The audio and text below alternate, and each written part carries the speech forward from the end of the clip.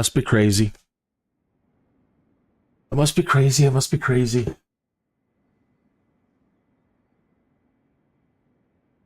After being pecked by a radioactive bird, mild-mannered Tuthill, that's me, was compelled to become Kineas, the Skydude. I must be crazy. Sunday night, and I'm wide awake, and there's nothing really on that I want to watch, and nothing really I want to do, and I don't really know what to do, so nothing seems good, and the money on some of these flights don't seem good, so I thought, okay, let's do a cargo flight. They're all like 5 hours now. I don't recall if they have always been 5 hours plus. Man. Oh well. That'll definitely, it's one way to eat up an evening. So if you're tuned in, kick back, put up your feet, and relax, and hope this goes better than the last mission. We're kind of had a difficult time landing that jet. Trying to clear it out of my memory. All right. I do have Bushtalk Radio up, so if we go, I'll make sure it's active once we get going. So if we roll across the vicinity of any audio tours, those will play. I've also got random failures loaded, which reminds me I had better turn off the failures that are currently active from the last show. And I've got my D&D dice. So things might go wrong anyway. Right? And because it's such a long flight, normally I'll do them like every 15 minutes to roll to see if something happens, but it's a longer flight, so we might extend them out a little bit, but we could still have a problem. Yeah, pick a long flight and then create a possibility that things could go terribly wrong and cause it to crash. Okay, so let me kick this back on here.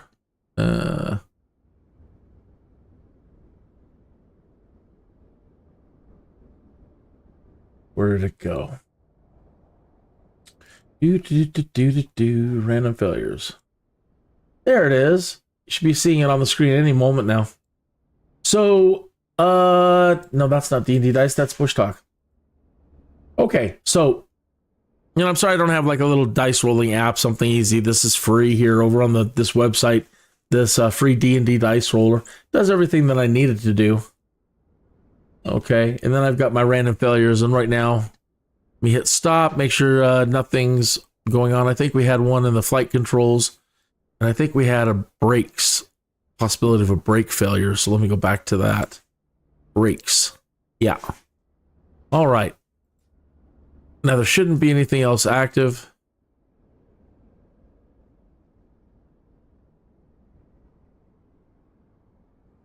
Oh, right brake failure.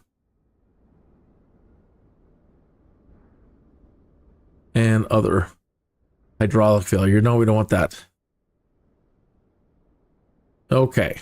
So those are all cleared. All right. 28,000 credits for this flight. So that's good. It's going to be a little quiet. The noise was doing me in. It's late on a Sunday. So I'm going to keep it kind of quiet. If it's too quiet, just let me know. And I'll bring it up a bit. But once the audio, if we pass by any audio files that want to play, you want to be able to hear that good. And I've got ATC and myself, my own voice kind of low. Today we're flying to Mount Pleasant with General Freight. Everything's secure at the back. Nothing's moving. It's going to be smooth and easy.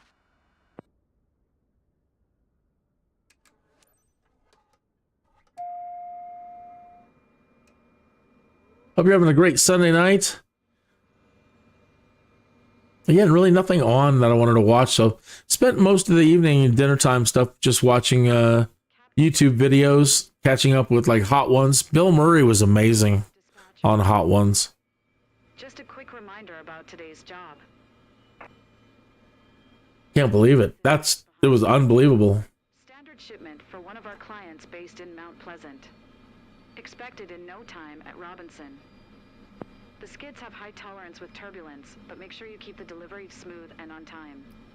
All right, let's make sure our Bushtalk Radio is on. Packet, which is uploaded on your map as a reference. Safe travels. All right, that's connected.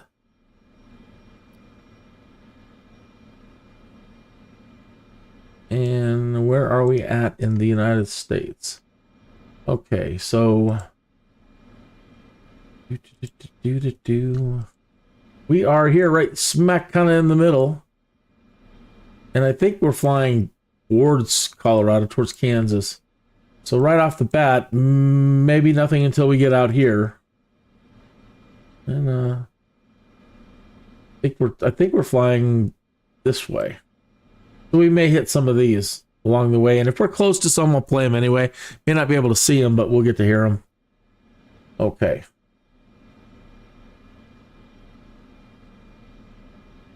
Let's slide these out of the way. We'll do one after we get like 15-20 minutes into the flight. Okay.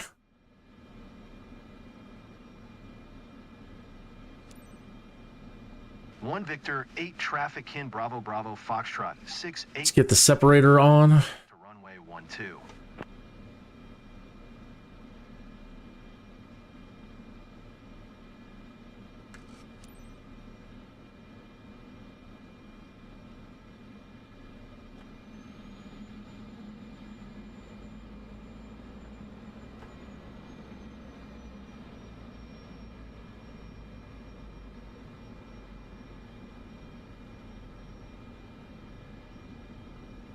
My, where are we going?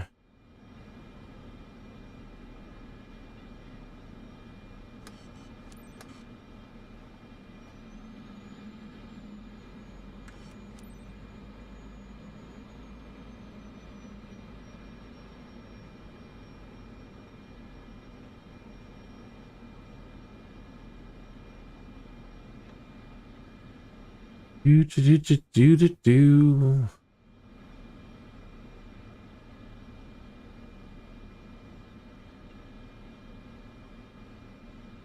This one's not so bad. The earlier one, man, it was here, let's make him taxi all the way to the other side of the airport, as far away from this spot as possible.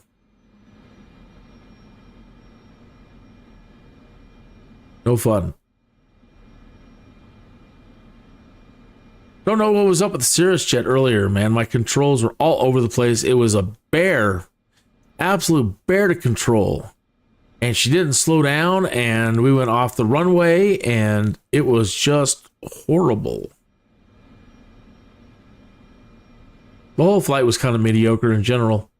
Made quite a few mistakes.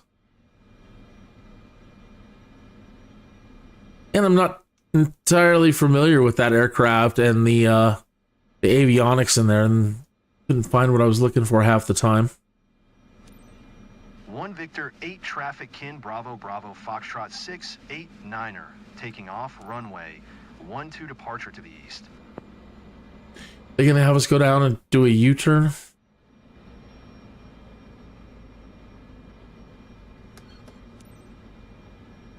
We didn't get a confirmation, so hopefully we get an incursion for entering the runway. Yep, they want us to do a runway U-turn.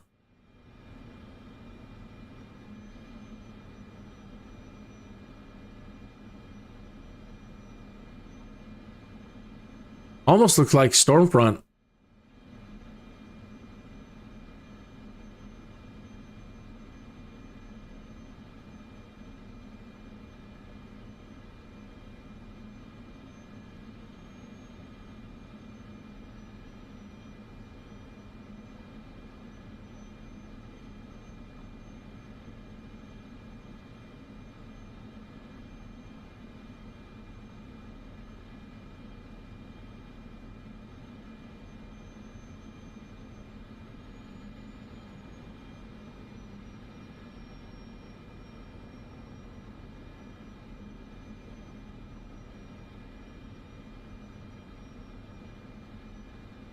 don't think we're expecting any bad weather. We're getting a little precipitation on the windshield.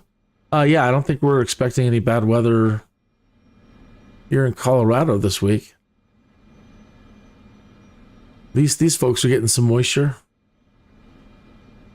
Looks like they need it.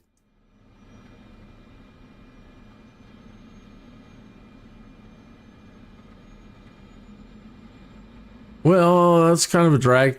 On our last flight too, there was so much going on sightseeing wise, and then we were they had us up at 20,000 feet, and then there was a blanket of clouds underneath us almost the whole way. So couldn't really see anything.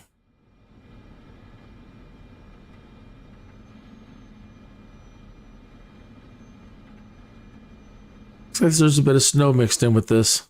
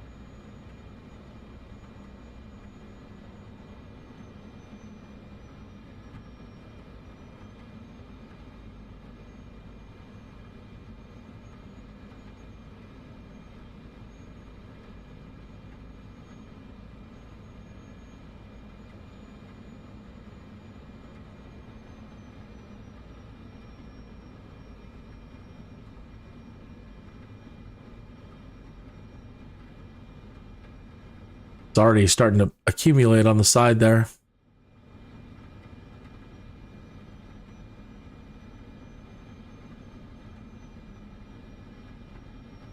Might have to turn on the old Hito heat and some de-icing stuff.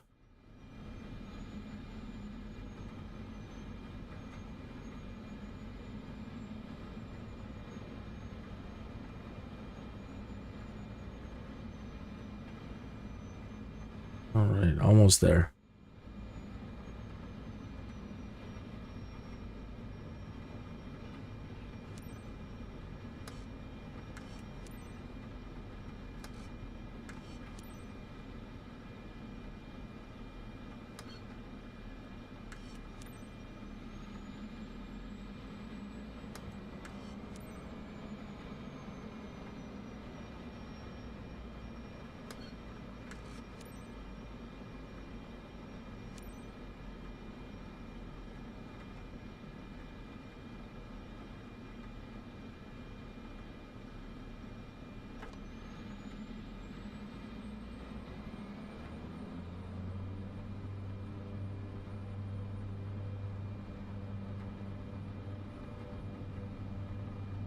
All right, cargo mission for close to 28,000 credits.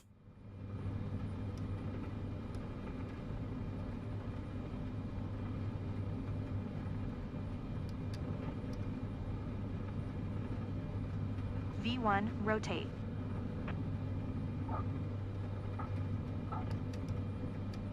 I like letting it rotate when it starts to rotate on its own.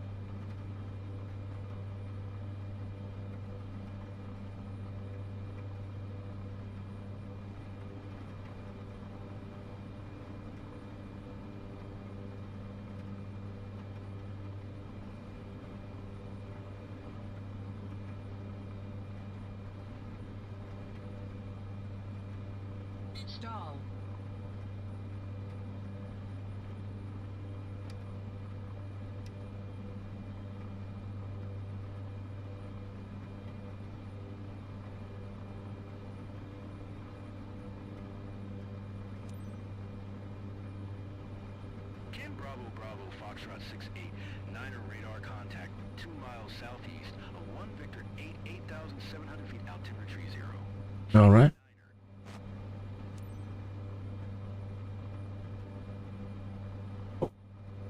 What are you doing, you crazy cat?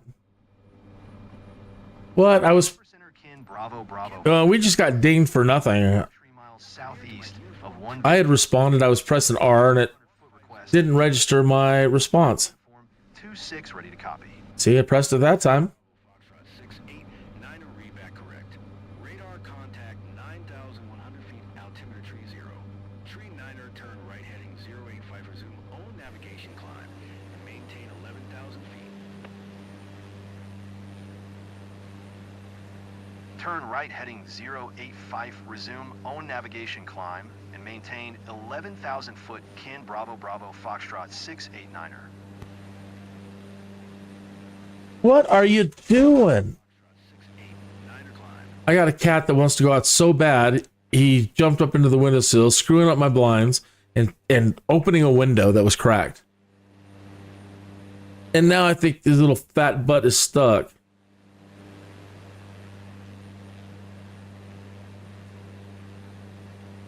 I'm not a mean pet owner. I don't spank him or anything like that. But at a time like that, I just want to get a dish towel and pull a snap on him. Snap his little butt.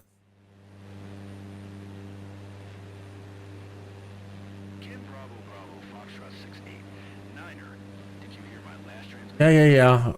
Dealing with a cat over here. Climb and maintain 13,000 foot kin. Oh my gosh, 13,000? 6-8 Niner. Well, that ain't gonna work with these boxes. What do we got? Yeah, we're at 9,000. We're leaving the boxes behind. Okay, well then, whatever. 11, 12, 13. Put it into GPS. Heading.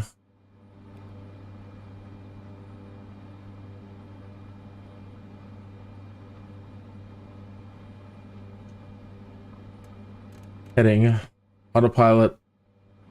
No, turn on heading. Oh, you. 10,000 feet. Yeah, thank you. All right, heading. Autopilot. Flight level change.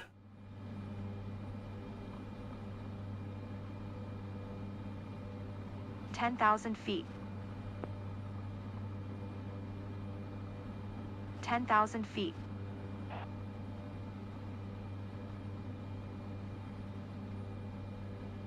Man, we're slowing down too much. Put in the separator. Flaps are up. Throttle in.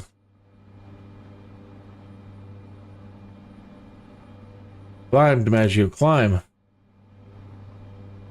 Oh yeah, I want to look in the pitot heat and stuff like that. Pitot static tubes, lowest speed awareness system. Stall heat on.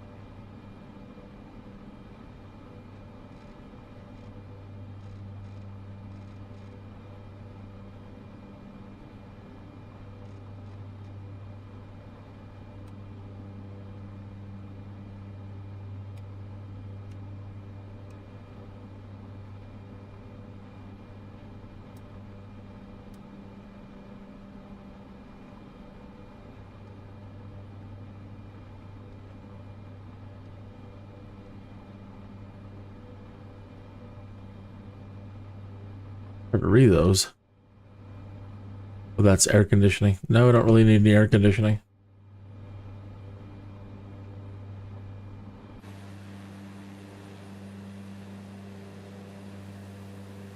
Suds.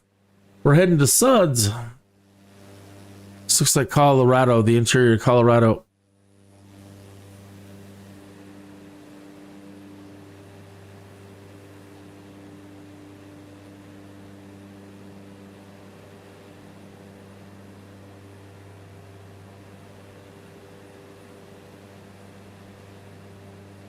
Hey, if I'm not following you and you need a follower, please go into the chat room and say hi. So I can click the 3 dots next to your name and go to channel and hit the subscribe button. Make it really nice and easy. All right, again, this is going to be a long one. So sit back and relax and just take in the sights. We're flying over the Midwest of the United States here. Bushtalk radio's on. We can't listen to any of the radio stuff because of copyright, which is so unfortunate because it's so cool listening to radio stations wherever you're traveling. Local radio stations. It's awesome. But what I do get is I can still get all the audio tours whenever we pass by something. So if we look again to see where we're at and what we're flying by, I guess we're heading north. I thought we were heading west. And no wonder this looks like the interior of Colorado because we're in Colorado. I thought we were further east. Guess I wasn't paying so much attention after dinner. We're in Colorado. Duh. As a matter of fact, we're not even too far from my house. Not that far. I mean, relatively speaking in the world. I don't know, maybe an hour. We're coming up on the Great Sand Dunes, and we're going to be able to see a little bit up into this area here, and then we're going to be going over the mountains, but at least you'll be able to see some of it. The Great Sand Dunes in Colorado. Humongous desert area of pristine sand dunes. Great for recreational vehicles and having fun. If you're into sand.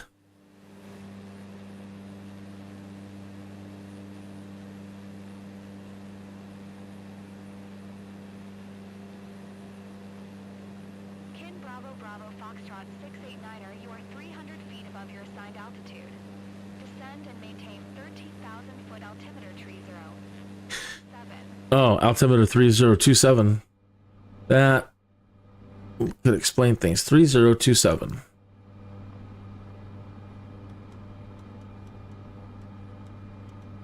It's a big difference.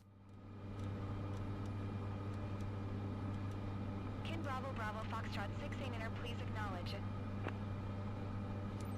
Descend and maintain 13,000 foot. I don't know. Those mountains right there. It looks like they're going to fly us right into it. It does. They're going to fly us right into a mountain, I think.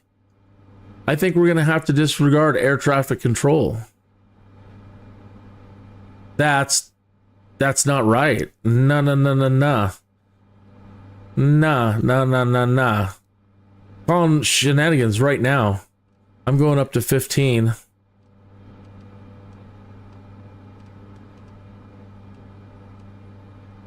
And I don't care what they tell me.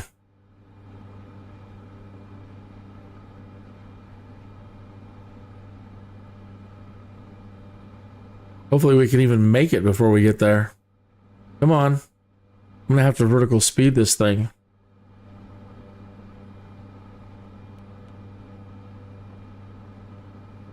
It's 200 feet per minute. With 1,000 feet per minute for the moment.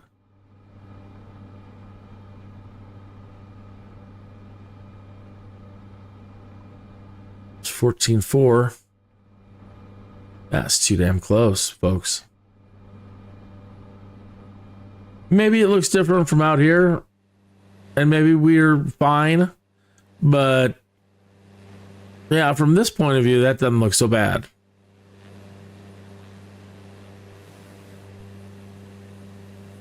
But I thought we were going to smack right into that thing. All right, we can do an alt hold. All right.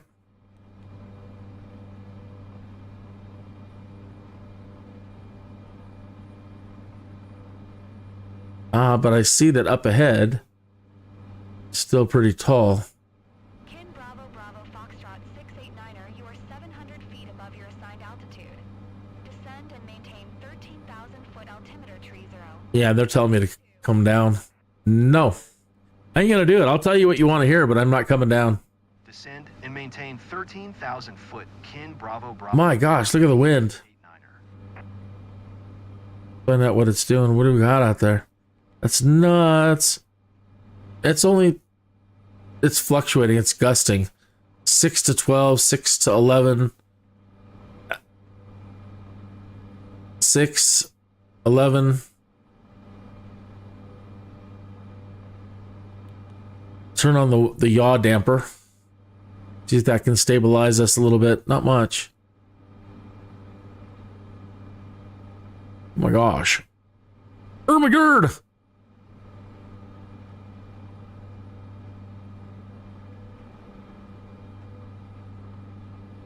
Oh, tell me you're not still seeing Bushtalk.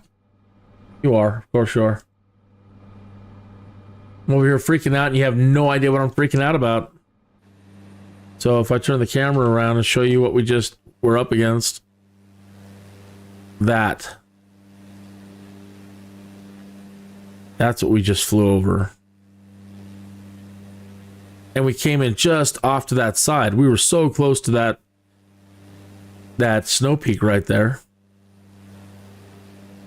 And so I'm going to kind of hold us a little bit higher at the moment. I don't, air traffic control has absolutely flown me into mountains before.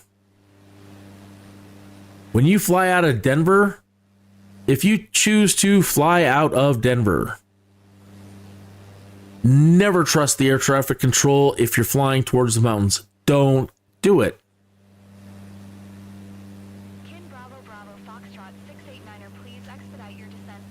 They have flown me into the mountains consistently.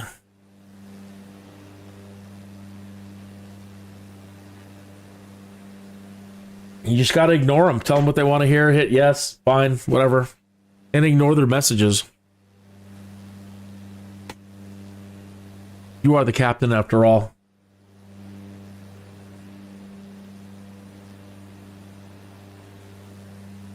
Oh, here was the audio for that, the Great Sand Dunes. Great Sand Dunes National Park and Preserve is an American national park that conserves an area of large sand dunes up to 750 feet tall on the eastern edge of the San Luis Valley, and an adjacent national preserve located in the Sangre de Cristo Range in south-central Colorado, United States. The park was originally designated Great Sand Dunes National Monument on March 17, 1932 by President Herbert Hoover. The original boundaries protected an area of 35,528 acres. A boundary change and redesignation as a national park and preserve was authorized on November 22, 2000 and then established by an act of Congress on September 24, 2004. The park encompasses 107,342 acres while the preserve protects an additional 41,686 acres for a total of 149,028 acres. The recreational visitor total was 527,546 in 2019. The park contains the tallest sand dunes in North America. The dunes cover an area of about 30 square miles and are estimated to contain over 1.2 cubic miles of sand. Sediments from the surrounding mountains filled the valley over geologic time periods. After lakes within the valley receded, exposed sand was blown by the predominant southwest winds toward the Sangre de Cristos, eventually forming the dune field over an estimated tens of thousands of years. The four primary components of the Great Sand Dunes system are the mountain watershed, the dune field, the sand sheet, and the sabkha. Ecosystems within the mountain watershed include alpine tundra, subalpine forests, montane woodlands, and riparian zones. Evidence of human habitation in the San Luis Valley dates back about 11,000 years. The first historic peoples to inhabit the area were the Southern Ute tribe, while Apaches and Navajo also have cultural connections in the dunes area. The park was first established as a national monument in 1932 to protect it from gold mining and the potential of a concrete manufacturing business. Visitors must walk across the wide and shallow Medano Creek to reach the dunes in spring and summer months. The creek typically has a peak flow from late May to early June in most years. From July through April, the creek is usually no more than a few inches deep, if there is any water at all. Hiking is permitted throughout the dunes with the warning that the sand surface temperature may reach 150 Fahrenheit. Sandboarding and sand sledding are popular activities, both done on specially designed equipment which can be rented just outside the park entrance or in Alamosa. Visitors with street-legal four-wheel drive vehicles may continue past the end of the park's main road to Medano Pass on 22 miles of unpaved road, crossing the stream bed of Medano Creek 9 times and traversing 4 miles of deep sand. Hunting is permitted in the preserve during the months of autumn, while hunting is prohibited within national park boundaries at all times. The preserve encompasses nearly all of the mountainous areas north and east of the dune field, up to the ridgeline of the Sambre de Cristos. Okay.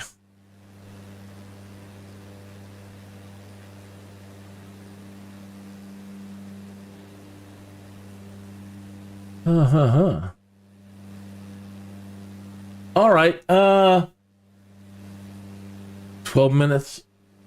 Okay. A few more minutes and we'll roll some dice to determine if something bad happens. We're going to roll a random failure. I don't know what that is down there. There's something like white and shiny right on the ground right there.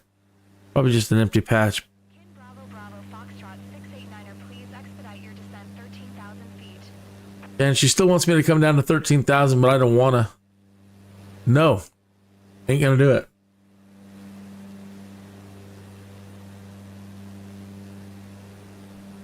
Off to our port side in the fog, but just right over that hill pretty much, there is another landmark. Oh, it's Bishop Castle. We've flown by it plenty of times, but let me hear if you haven't heard Bishop Castle before. Interesting story. It's very beautiful too. It's too bad we're not flying over it. Bishop Castle is an elaborate and intricate one-man project named after its constructor, Jim Bishop, that has become a roadside attraction in central Colorado.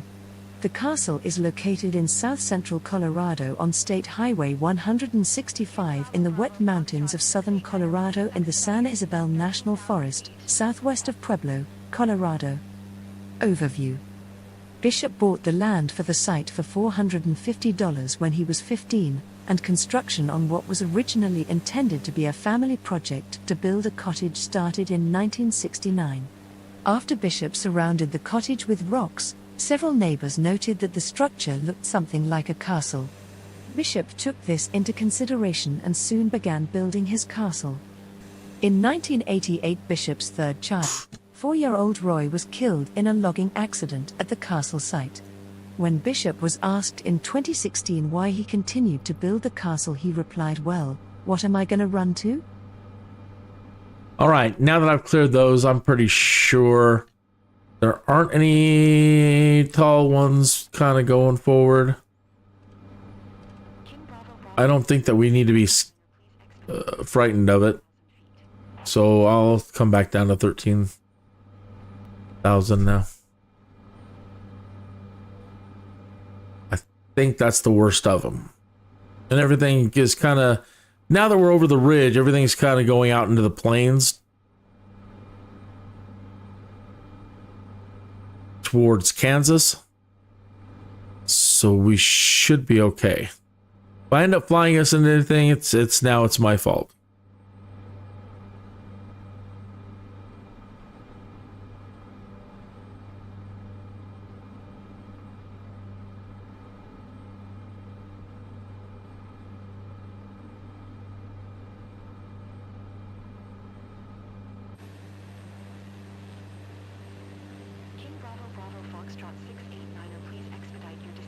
This is, I won't say Pueblo, but I think we're a little far south of Pueblo.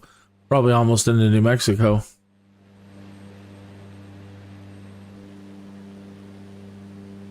Let's see. Where are we? Okay, no, we're not that far. Pueblo is about 30 miles that way. All that is Pueblo. This is very South Pueblo.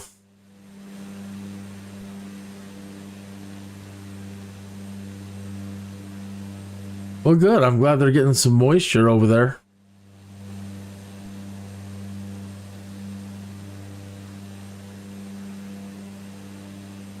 Bring it. Bring it, bring it, bring it.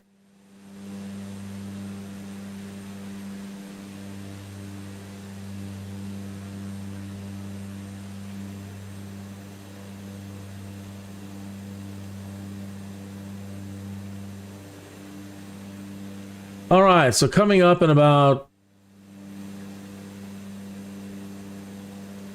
looks to be about 6 minutes ahead of us, there's going to be a landmark. Again, Pueblo looks to be about, I'm having a tough time judging the mileage on this. Yeah, I want to say about 30 miles to the north of us now at this point. I'll go ahead and play the Pueblo audio. Oh, this is for the air. Okay, this is for the aircraft museum at the Pueblo Memorial Airport. They built an airplane museum there.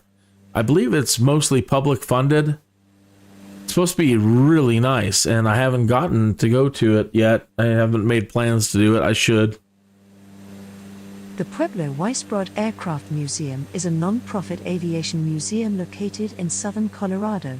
It was founded in the mid-1970s by former Pueblo city manager Fred Weisbrod. The museum is made up of 2 hangars that were built in 2005 and 2011. The hangars house several of the museum's aircraft along with thousands of artifacts dating from World War I to modern day. Puam is home to the International B-24 Memorial Museum and the Southern Colorado Space Museum and Learning Center. There are several historic military vehicles in the museum's collection, many of which are still in operational condition. The museum is located 6 miles east of Pueblo, Colorado on US Highway 50 at the Pueblo Memorial Airport, occupying space on what was the Pueblo Army Air Base during World War II. It is managed and maintained by the Pueblo Historical Aircraft Society. The museum's collection includes around 40 military and civilian aircraft, as well as several military vehicles. The museum hosts periodic open cockpit days and fly-ins at the neighboring Pueblo Memorial Airport. Puam houses an extensive collection of books and research material in the museum's library. The museum is run by a volunteer staff of men and women who provide tours, run the gift shop and do aircraft restoration and maintenance.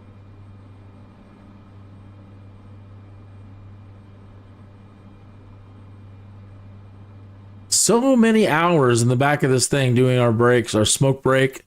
You just put it into autopilot like we got now and come back here and reminisce what it'd be like to put in a good cook stove and little bar, little TV. Gotta have a little cot. Climb around all this stuff.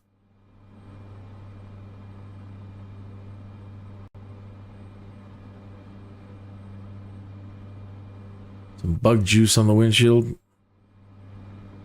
Bugs up here.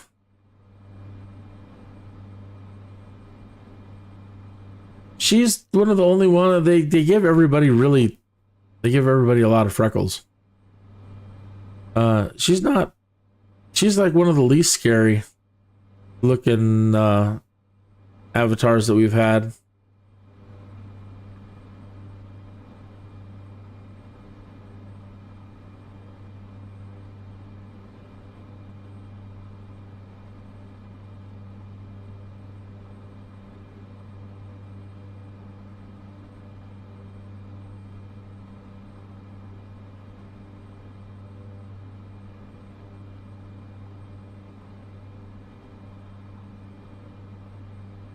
Dark skies. All right, we'll have a another audio tour in a couple of minutes, depending on the speed we're making.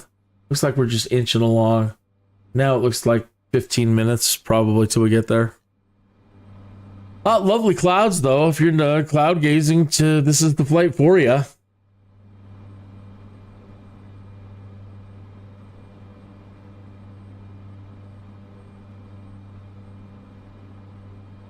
This is all live weather. Should be. Not live time. It's definitely evening here. I don't know why they don't have live time in career mode.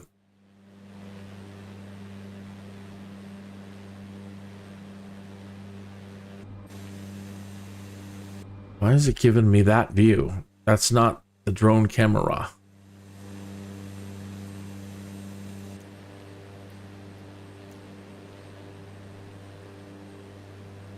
And that's not either.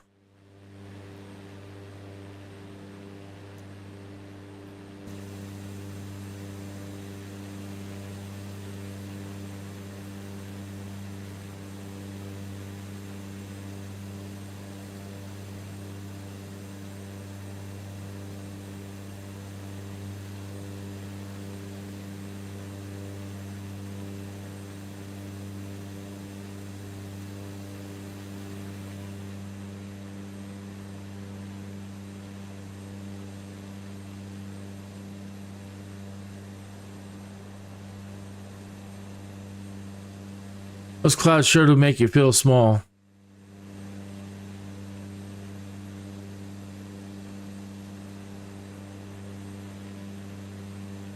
And we've got the camera pulled out back all the way. They're zooming in.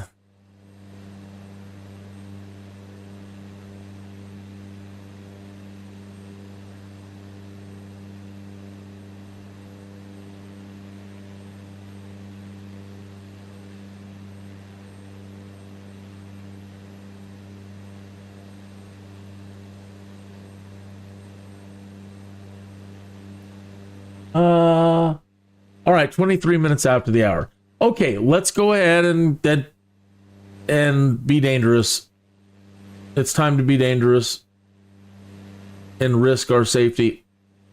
We're going to roll Dungeons and Dragons dice and determine if we are going to have a random failure. Okay? It works a little something like this. Okay, in the random failure box up there, can I make that bigger for you? Yeah. Let me hide the dice for a moment. Okay, so we have flight controls, gear, fuel, panel, engine, brake, and other. Okay, 1, 2, 3, 4, 5, 6, 7. So we'll use an 8-sided D&D dice, and if we roll an 8, nothing happens. Okay, so now we go to our D&D dice. D&D dice.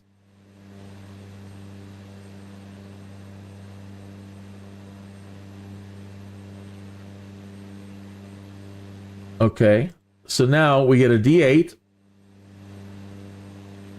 And we roll the dice. And we got a 4. Okay, so.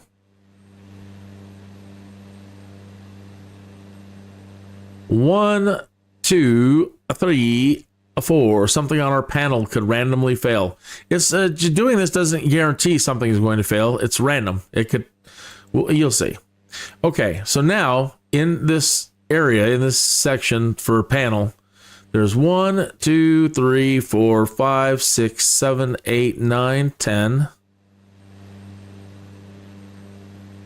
11, 12, 13. Okay, so we'll roll a 20-sided dice. 13 or above, nothing happens.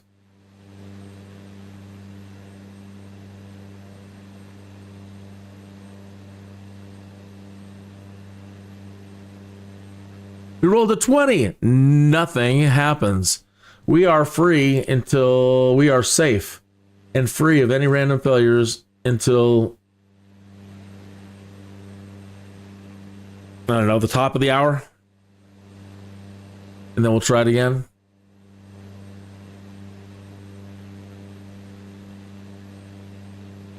So got lucky. Got 2 good rolls in the last show that saved our bacon. We had an 85% chance of a brake failure on landing.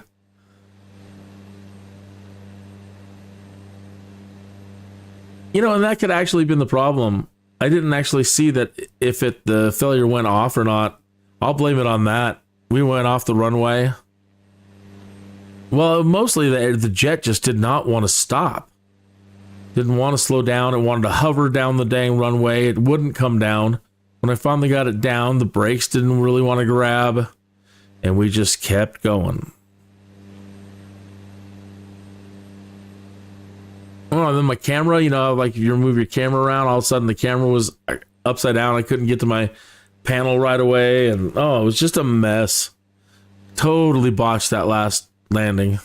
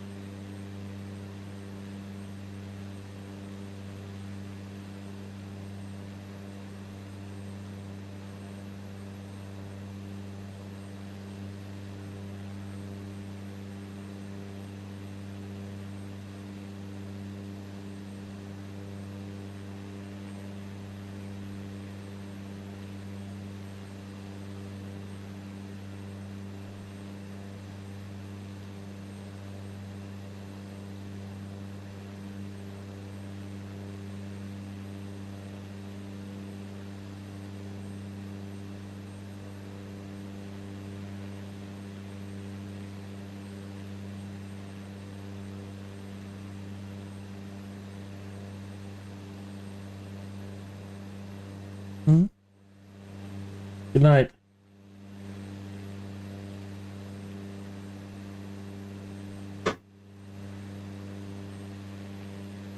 King Bravo Bravo Foxtrot 689er contact Denver Center on One Tree Tree for good day. ATC handoff.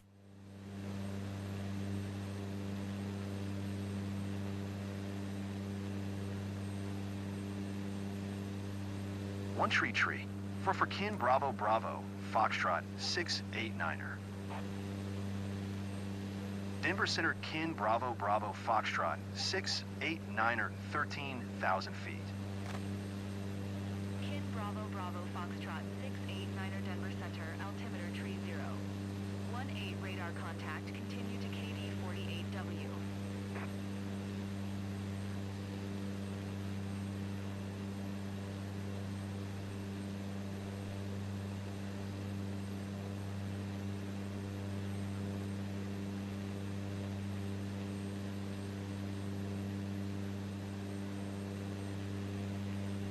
Have you got the new Daredevil show on Disney Plus, the Daredevil Born Again? I'm very happy. I didn't realize it was been 7 years. We've been waiting 7 years. Hollywood forgets that people age and age quickly. That's a lot of lost time. But I've really enjoyed what I've seen so far.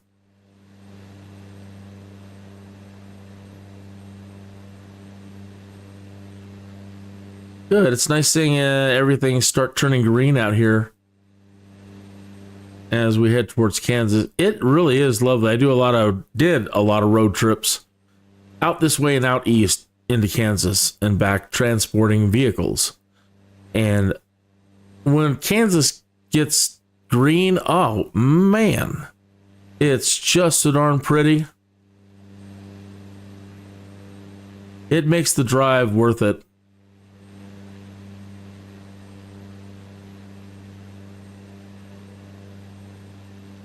Canada's new prime minister is friends with Ghislaine Maxwell. Oh boy. So Justin Trudeau resigned finally today? Good riddance. Pain in the ass. I'm sorry if you're Canadian. I'm sorry.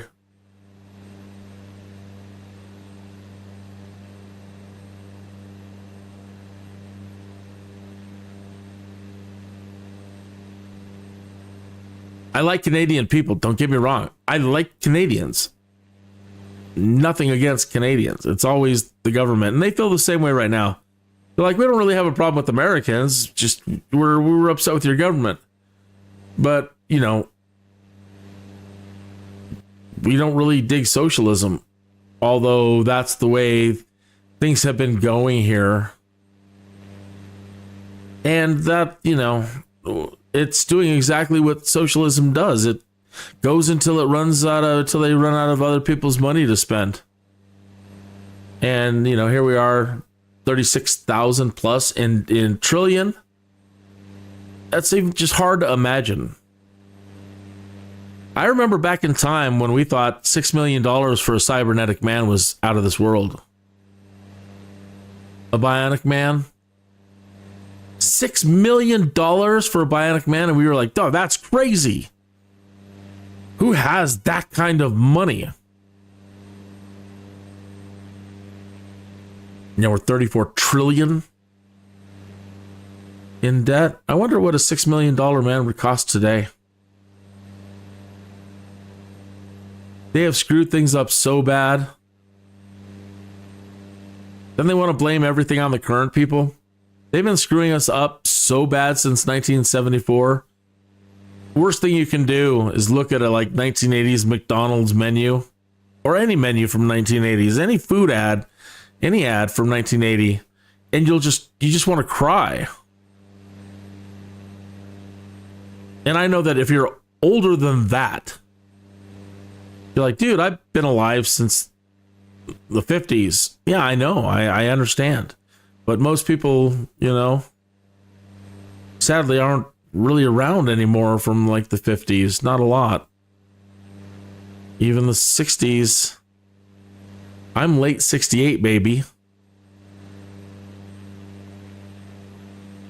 And so, you know, what I can remember for me, you know, when I first started driving and being an adult, you know, mid 80s.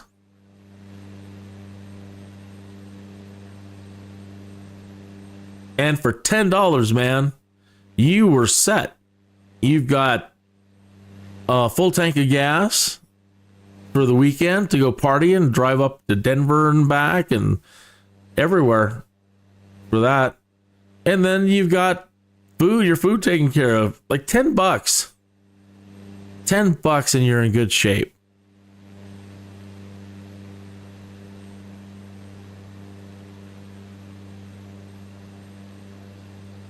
Everybody says you can't go back. And there has to be a way. They've got to. It's because the only way it has ever ended is collapse. They're like, once inflation is up, it doesn't ever go down. That's the dumbest thing I've ever heard. So we've got a system that no matter what, it always inflates until it collapses, and that's it. No, that's unacceptable.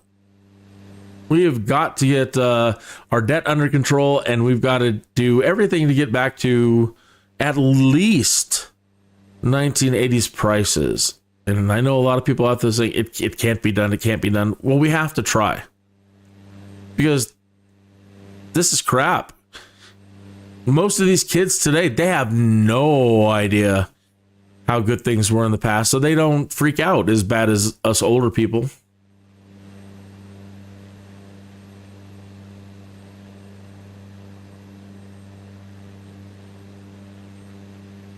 Yeah, most kids today, they have no point of reference.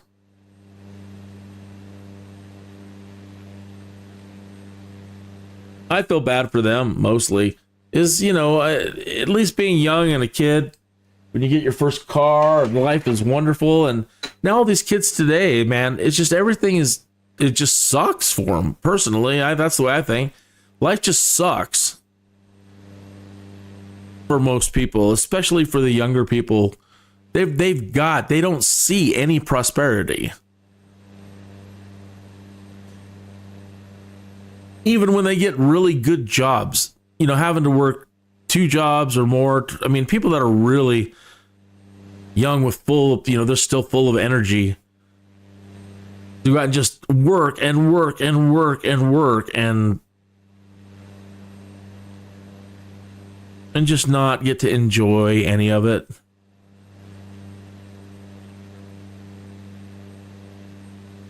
It's really sad.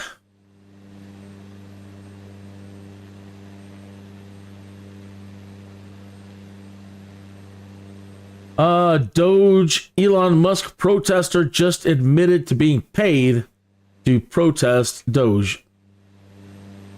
Who is this guy? I'm on X, by the way, just scrolling through while we're flying.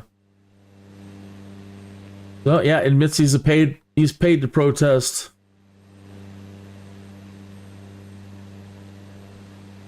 Poland is mobilizing for war against Russia. They're demanding nukes from NATO allies to have the highest defense spending in Europe. Great. And I mean that sarcastically. It's pathetic. It really is. We've got Eastern civilization wanting to eat our lunches. They've been deploying into our countries, and we're over here worried about what Russia and Ukraine are doing. And I know it's still a tragedy. I don't want to be cavalier about it. But again, we've got such a threat. There's such a danger to Western civilization that is happening, that dividing us all up and wanting to be enemies with Russia right now. And Putin just went on TV and said, look, I'm not your enemy. I have no plans to invade Europe. I don't know what you're talking about. You're fear-mongering your own people. I'm not your enemy, nor will I ever be your enemy.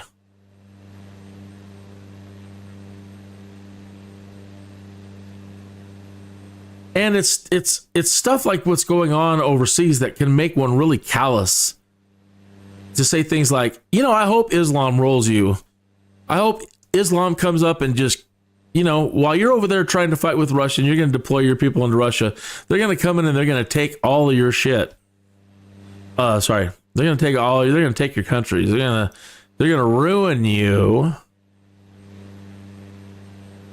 And then paybacks.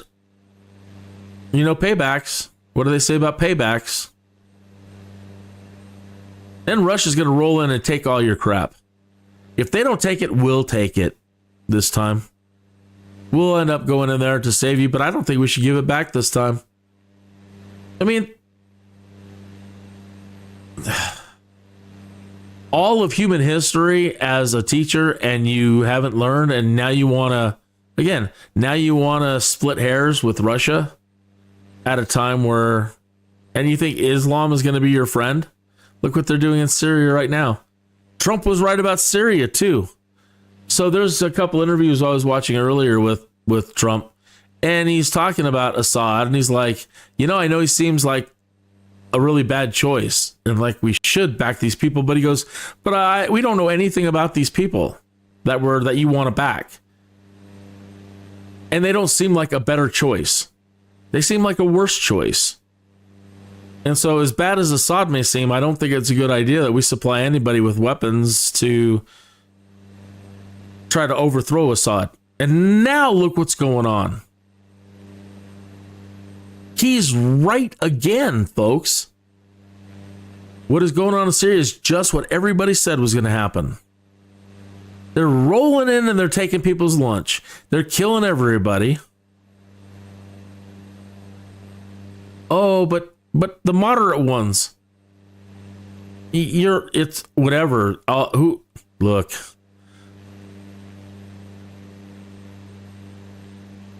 There's bad decision making, and then there's bad decision making.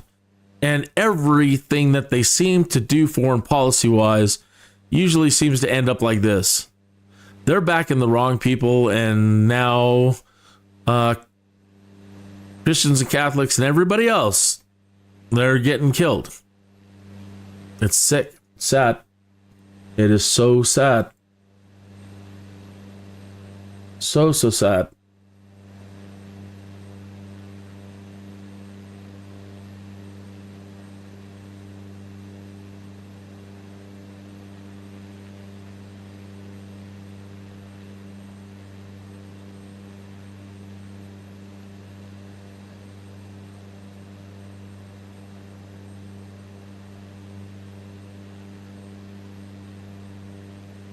Mark Carney once called Trump, he's the new Canadian Prime Minister. And I don't know, something about that dude looks scary, but he's calling Trump Voldemort. He called Trump a bully and compared him to Voldemort. Now he's the Prime Minister of Canada. What do you think Trump's reaction should be to this globalist clown? Whatever Trump wants to do. Again, he's always right. He always ends up being right.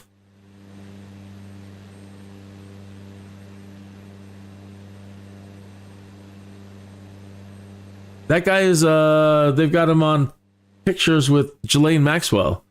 So that guy's an Epstein friend, potentially. So, no, I don't, I'm sorry, Canada. Looks like you made another bad choice. A really, really, really bad choice. And I don't know that you Canadian people actually even have a vote in who they make your prime minister anymore. But you just got screwed. That's my prediction for you. Hey. Hoser. You just got hosed.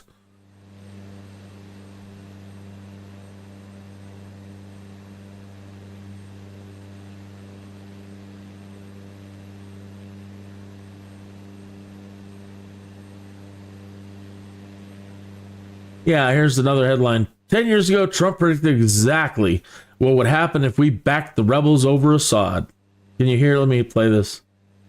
Is the other side of Assad. We have no idea who they are. They probably are ISIS. I'm saying, are we better off with Assad? We have no idea who these people are. We give them weapons, we give them ammunition, we give them everything. Aaron, we have no idea who. I mean, maybe it's worse than Assad. So what are we doing? Why are we involved? We have to get rid of ISIS, right? He's right again. And Assad, to me, looks better than the other side. And, this has happened before. We back a certain side, and that side turns out to be a total catastrophe. Russia likes Assad seemingly a lot. Let them worry about ISIS. Let them fight it out. So I've watched Assad. All right. So now, today, the headlines are Russia has deployed troops into Syria to protect the Christians and to protect the minorities who are getting genocided right now. Russia. Well, why would they do that? Because they're a Christian Catholic nation.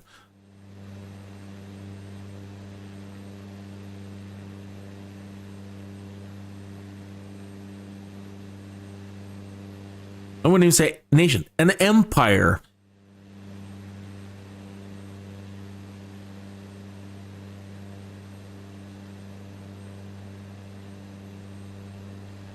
I'm so sick of everything. I'm so sick of politicians. I'm so sick of what they got what they're doing, what the direction they're forcing everybody, the directions they're forcing us all into. It's sick, man.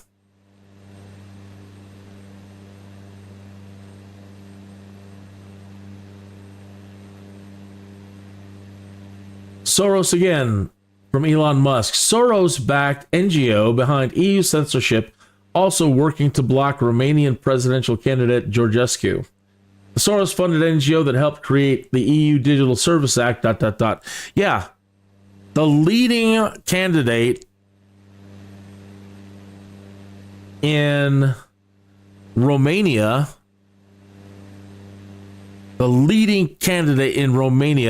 was just shut down by Democrats, by the Democrats.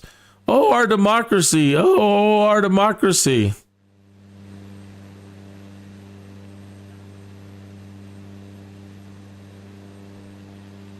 He just got shut down, and they're not going to allow him to be elected, and now everybody's upset. Go figure. Go figure. Our democracy. Let's stop that guy from running.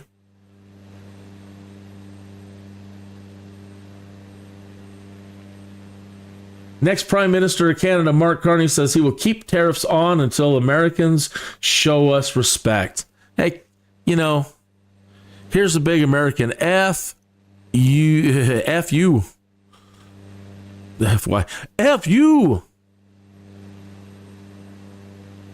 Trump is attacking Canadian families. We cannot let him succeed, and we won't. What a chump. What a chump. They've had astronomical tariffs on us for a long time on all kinds of products. Hey. Reservoir on the Arkansas River in southeastern Colorado. Built and managed by the U.S. Army Corps of Engineers, it is used for flood control, irrigation, and recreation. John Martin Reservoir State Park lies on its shore, and John Martin Dam to its east. The reservoir has been in the center of the decades-long water conflict litigation Kansas v. Colorado. With 373 documented species of birds, including bald eagles in the winter, it is considered an excellent bird-watching area. Those are the birds that don't want to keep flying south. They're like, man, I'm already tired. I don't know how you other birds do it. Just fly over here for the winter. This is far enough. Ugh.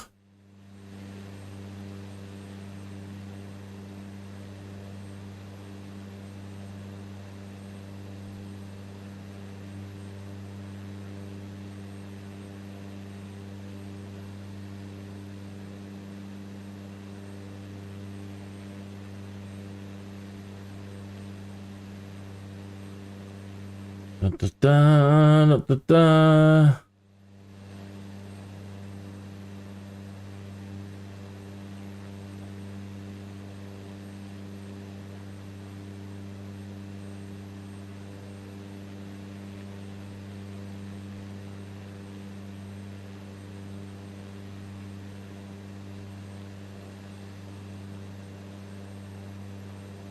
Russian troops stationed at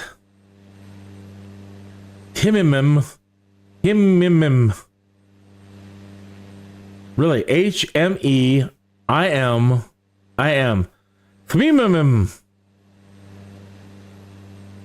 Airbase are ongoing in their efforts to aid Syrians escaping the genocide perpetuated by EU-supported HTS militias, which received backing from the West and Turkey throughout Syria. Oh, that makes sense. Turkey's involved. What a duplicitous bunch of FKS they are. F you, Turkey. Again, it's what they do, man. And how all of human history, this is what they do. They play friends until they get into power, and then this is just what they do. That's what they do. They haven't changed since the 14th century.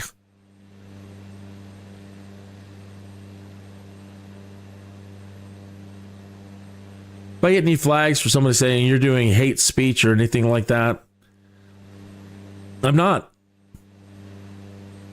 That's just history. I'm just telling you what they've done since the 14th century.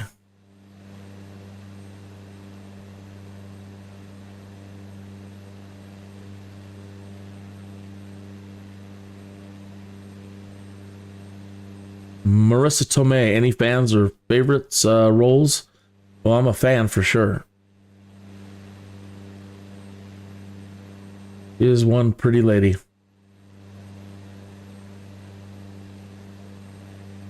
There is not a single other politician that would achieve to unite Romanians like he did. That's why they're afraid of him. They know divided we are weak and controlled. So there's all these people out in Romania, and I don't know what their capital or whatever it is, but there's just thousands of people out there protesting. And again, they've got a candidate that the people are backing, but the Democratic leaders that are in power over there, who probably do the same thing, cry about, oh, our democracy is a threat. They do what they do when they get in power. They shut down everybody. They don't give one lick about democracy. Democracy is mob rule. Okay? Republics fall to democracies and then fall to anarchies. And then usually collapse. So democracy is mob rule. And so that's what they're doing. They have control. They're the mob, even though they're in the minority in this case. But they're in control. So they're shutting down the opposition party. Again, who the people want.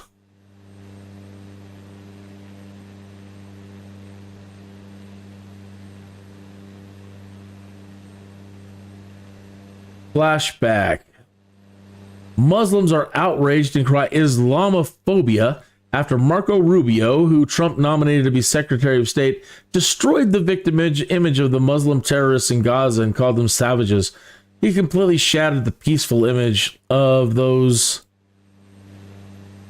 Islam worships in Gaza who invaded Israel, The media and the United Nations tend to victimize Muslim terrorists to preserve the false image of Islam as a religion of peace. Yeah.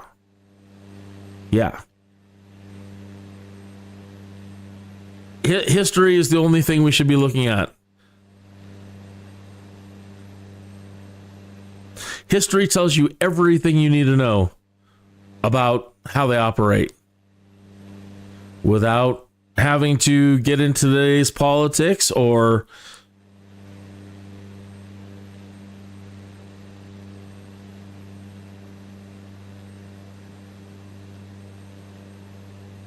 if you go deeper into their texts and beliefs, you find things like, well, it's okay to lie to the infidel. It's a virtue. It's a virtue to lie to who they consider infidels. And it says in their own stuff that play meek and timid. Be peaceful and meek and timid until we grow our numbers. Infiltrate. Be meek. And look what they're doing. Everywhere they go.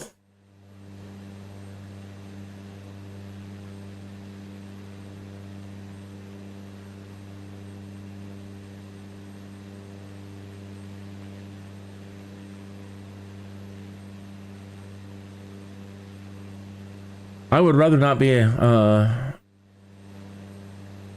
having to worry about that, but that's just the way it is. All the way through all the time, man. The biggest eye-opener for me was when I did my world tour and I did the tour of Alexander the Great. The campaign of Alexander the Great, and we followed his footsteps in this plane here. And we went from Macedonia all the way down into Egypt, and then all the way over into Iran and Iraq and India before turning around and making our way back. And even back then, in the time of Alexander the Great, they had all, that's the reason why he did his campaign. At that time, they had pushed again. They had pushed and pushed and pushed, and they had taken over all these places that were settled and developed by Western civilization. And his campaign was a reaction to drive them back and put them back in their little boxes. And he was quite successful. So it's sad that, all the efforts of our ancestors have been in trying to keep the balance, at least keep them happy in their own countries and keep them locked in. And in recently all these socialist, Marxist, communist, liberals, whatever, have decided that, enough time has passed. Surely they've reformed by now. We should be friends with them and invite them in to live amongst us. Where all of our founders and all of our ancestors like, are you crazy?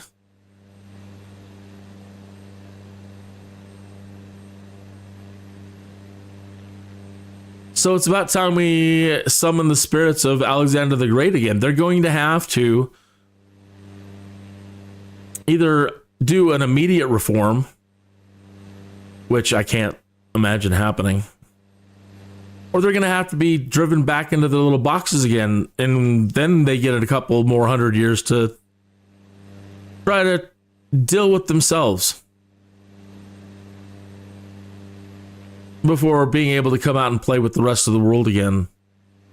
I think the whole world, I think all of Western civilization should just shun them. Shun them. We want nothing to do with you.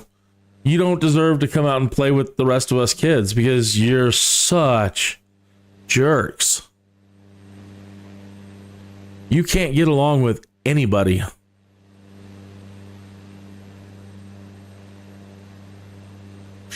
If you think you're great, you're resting on laurels from ancient Persia. We were great. We were kings. We did this. We did that. Well, what have you done for the last couple thousand years? Jack and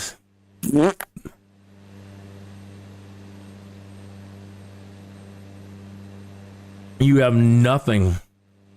You have nothing to offer. Nothing to contribute to Western civilization anymore.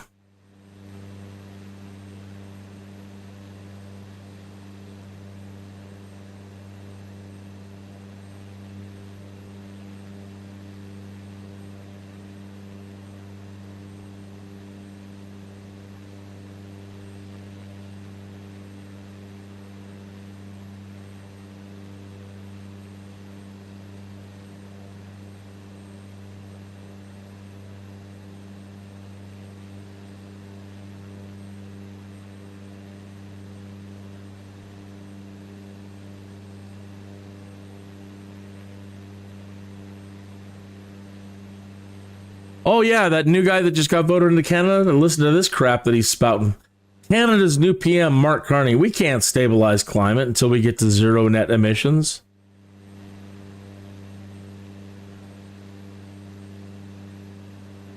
There is no stabilizing the climate. That's somebody who knows nothing about plasma physics. That is somebody who knows nothing about plasma astrophysics, plasma cosmology.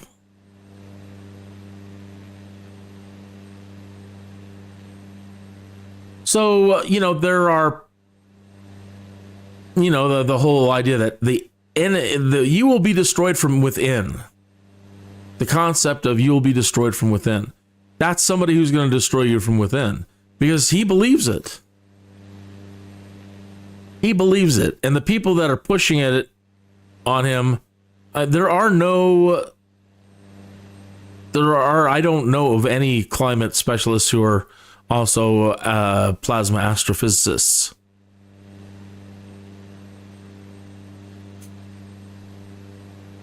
We can't control anything. Mother Nature, if you will. God, if you will.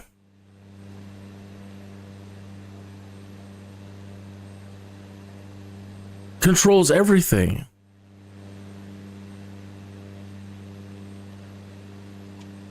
What hubris.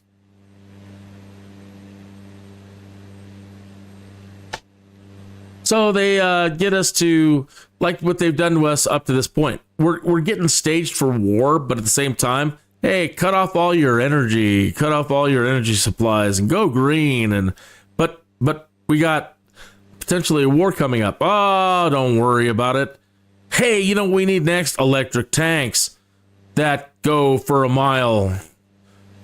You know, just the absurdity of these people. Canada, what are you doing?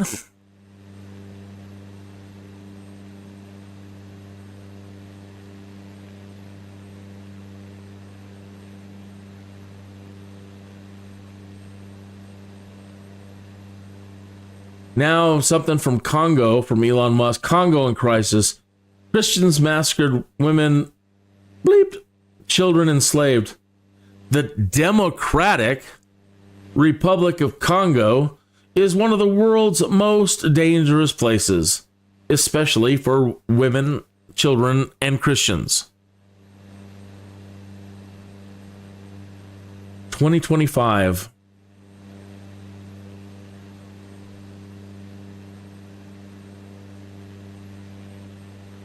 A high school track runner was attacked with a baton during a relay race, leaving her with a concussion and a possible skull fracture. No apology from the runner or the coach. How is this not being treated like an assault?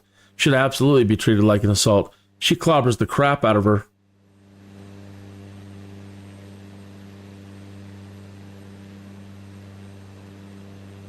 Oh, she did it. Oh, that was just blatant attack.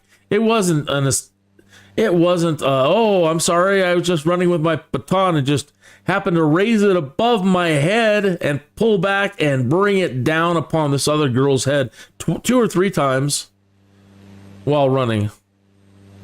That girl should never, ever be allowed to play again. Just, you're done. Sorry. You freaking psychopath.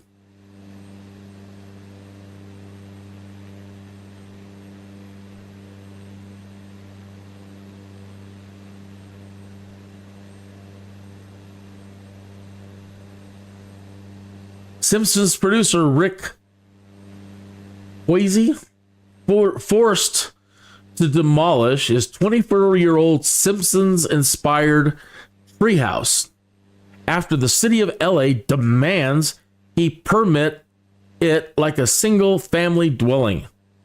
Thousands of homes burns down, and this is what LA is worried about. Lizzie says he spent $40,000 trying to protect the structure. The producer says he tries to get the right permit, but the city keeps gaslighting him. They say I don't have the right permit for it, but I've been trying to make the treehouse legal forever. The city's just not having it. After a page, Gosney says they secured zoning permits in 2023, but can't get a building permit from the Department of Building and Safety. Staff wanted soil reports, structural designs, American with Disabilities Act compliance, and all this stuff that's just kind of absurd. It is absurd.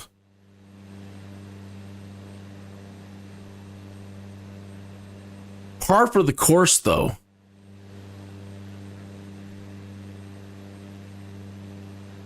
At the end of the day, this is a treehouse, he said. And it's an existing treehouse that's been here for almost 30 years.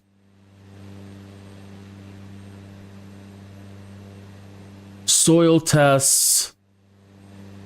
What are they? Soil tests, structural designs, American with Disabilities Act compliance.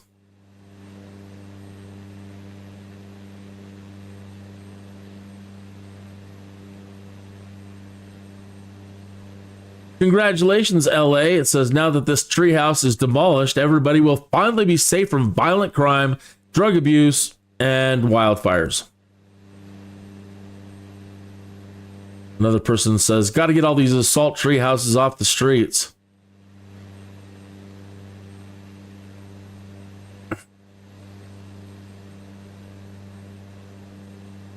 Sad. Juanita Broderick says, this makes me smile. Cannot stand this woman who's done so much damage to public schools. Randy Weingarten has just had a total meltdown on MSNBC over Trump's plan to abolish the Department of Education. I'm really angry about this. I'm really angry. I don't give a flip. America had a firewall up to 1974 called HUAC, the House Un-American Activities Committee.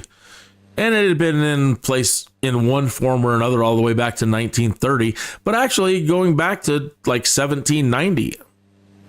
It's just another firewall that the founders put in place and the earlier leaders and presidents and whatever administrations. It was just another firewall put in place to preserve the idea of what the founders intended America to be. And they made it very clear early on that, look, these things on this list are completely contradictory and incompatible with what we consider to be or want to be the American way of doing things. The American way. So we'd rather you not allow this, and this, and this, and this. And we definitely don't want those people teaching our kids. So what do the Democrats do in 1974 when they get a supermajority in Congress? They abolished HUAC.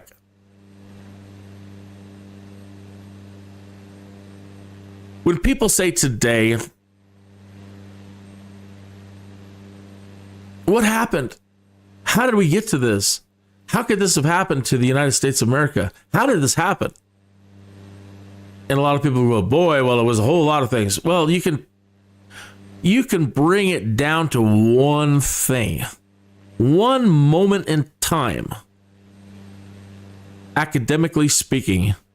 And you can say, from academically speaking, from the point of view, after they abolished HUAC, all of these people that were forbidden to teach our kids re-entrenched in education with a vengeance and into all the other American institutions and into government.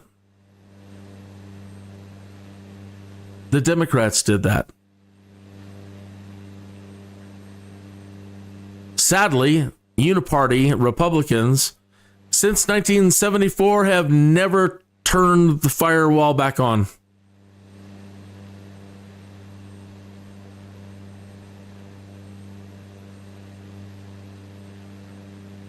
And here we are. It is as clear as day. One thing. And we're back to anti-Elon protester claims that he is paid to protest. And notifications.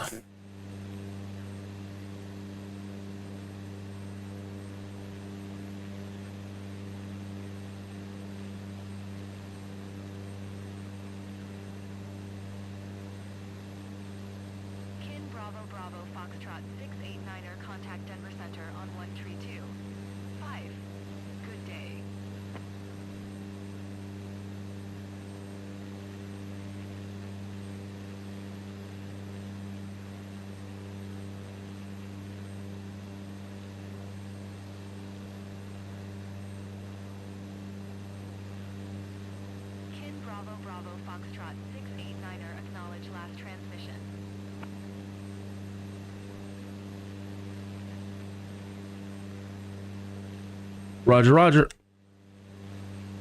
Acknowledging handoff. 132. 5 for Kin Bravo Bravo Foxtrot 689er. Bo Snerdley on Twitter. Kin Bravo Bravo Foxtrot. What's he got to say?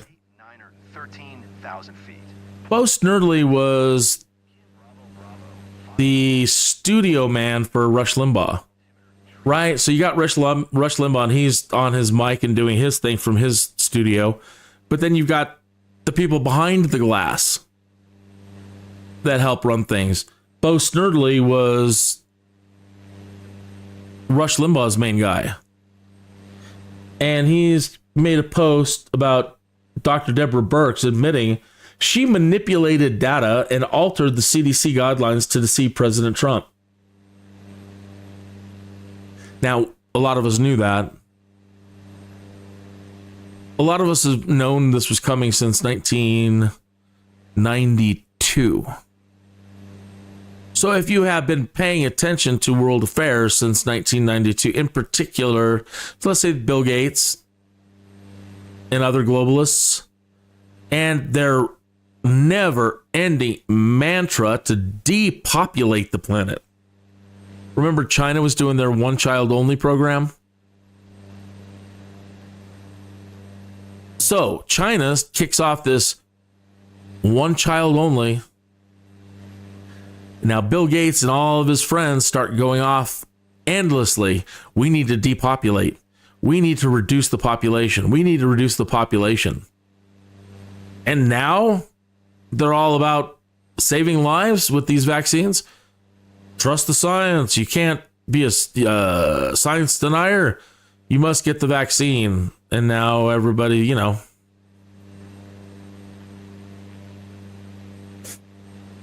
How do you go from we need to kill half of the people on this planet to, oh my God, we better come out with vaccines to ensure that we have humongously large populations and ensure everybody live? Makes no sense to me. I remember sitting there in a car. I was out in California. I was with my father. I think he was at like a Harbor Freight or something. That was like his church. And that was cool. My dad loved to build stuff. But I'd kick him back in the car, feet up, just enjoying being with my dad. And I got, I don't know, NPR on or something. Wasn't paying any attention to what he had it on. But it was an interview with Bill Gates. And that's what they were talking about.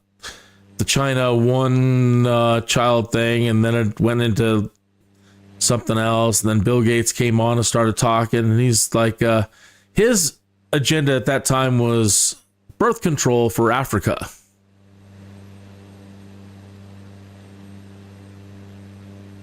Right?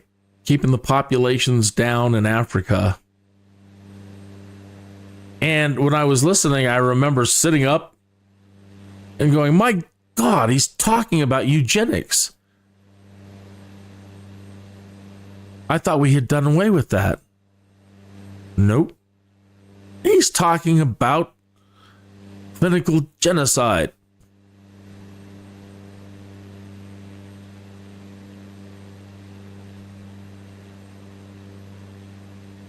That's why I say a lot of people have been aware of this potential shenanigans that were coming in the guise of this and the guise of that for quite a while now. And have wanted nothing to do with any of it.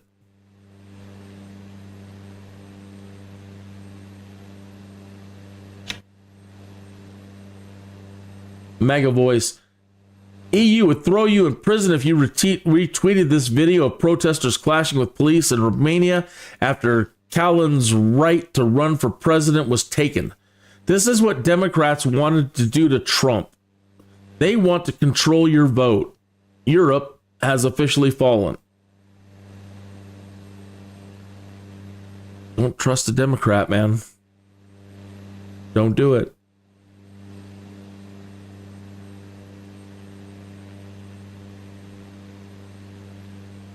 Juanita Broderick on the new Canadian Prime Minister. Ask this dude how many trips he's made to Epstein Island.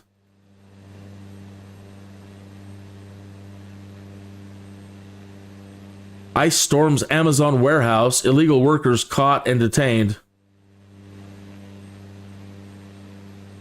Amazon just raided New York City warehouse, running up illegal workers right in the heart of a sanctuary city. Whatever happened to E-Verify?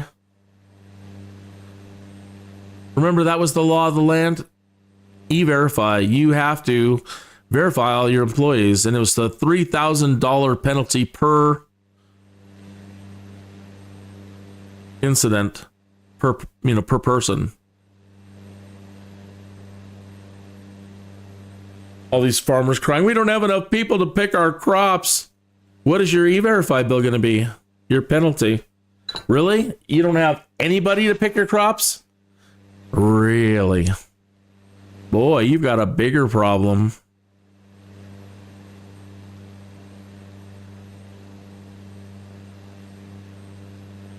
SNL has Lady Gaga on last night, and people are throwing a fit today because I guess they did. I haven't seen it. They did a satanic skit.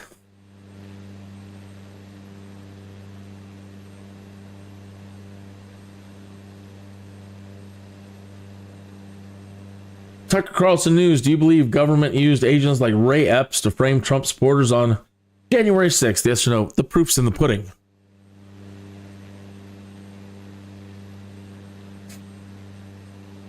How did he manage to remain completely unscathed?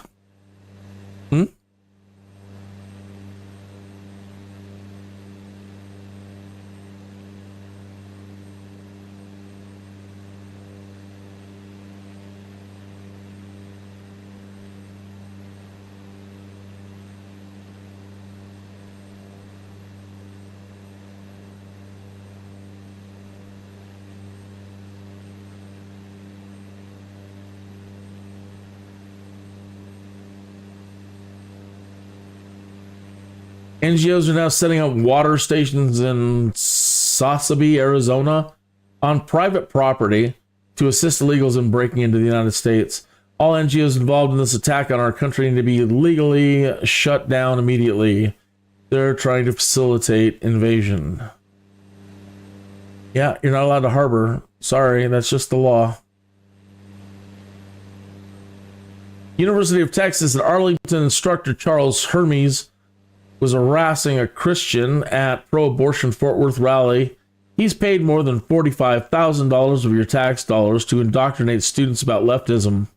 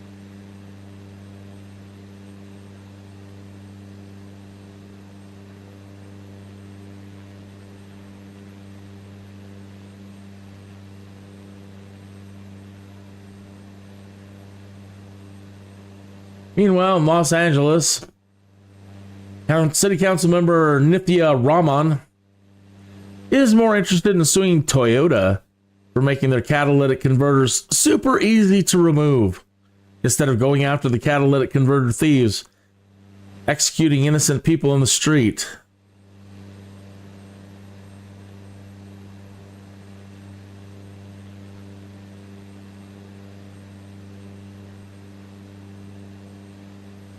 There was a famous quote, which I can't remember right now, but talks about, there's a serious problem with communists when they coddle the criminals.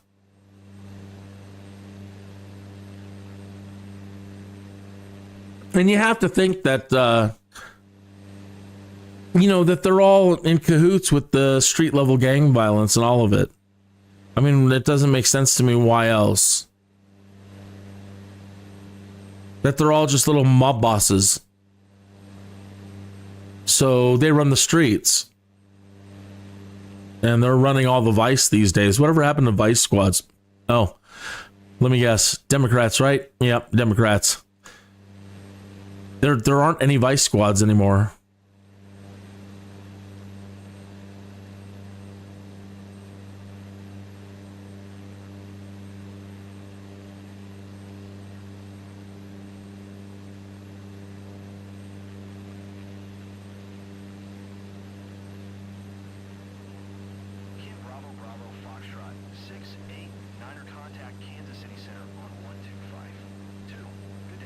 All right, air traffic control. 125. Toucan Bravo Bravo Foxtrot 689er. Kansas City Center Kin Bravo Bravo Foxtrot 689er 13,000 feet. Kin Bravo Bravo Foxtrot 689er Kansas City Center altimeter tree 0. One tree radar contact continue to Zambo.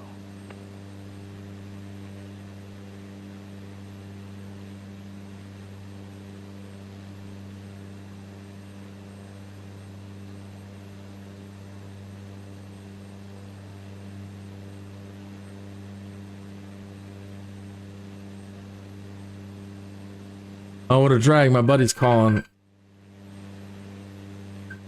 And when we talk, we end up talking for hours, and I'm in the middle of a flight. Oh.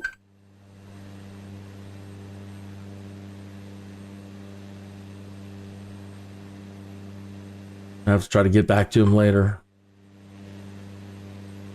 Johnny Midnight, I don't think it was possible for Canadians to downgrade even more from Trudeau, but they somehow found a way.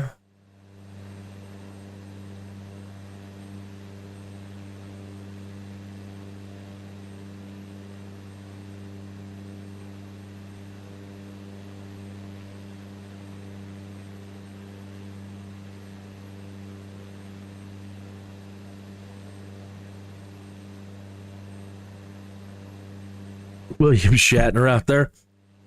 He always talking smack to people. Remember that Rolling Stone song, Shattered? Shattered. Now it's, for me on Twitter, it's Shatnered. Shadoobie. Shatnered. They post that.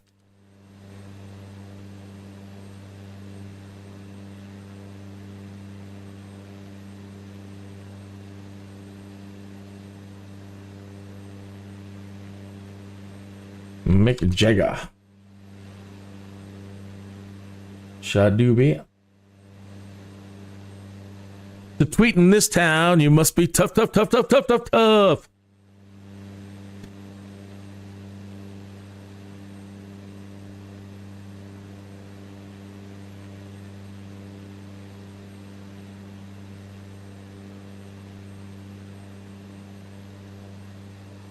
Spain is waking up. They're getting awful angry with the with Islam. So is Germany.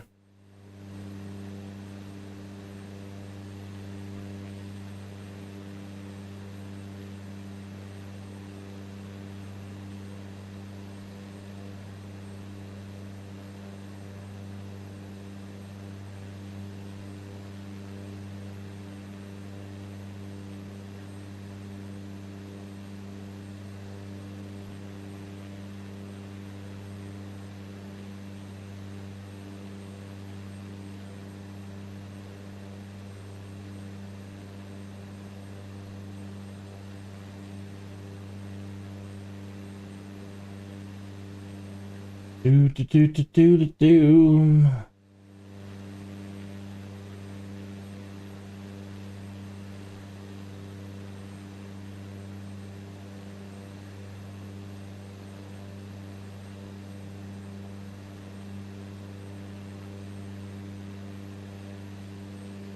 It'll be interesting to hear what this woman says. She's saying that we were programmed to hate Russia in the past, and we were.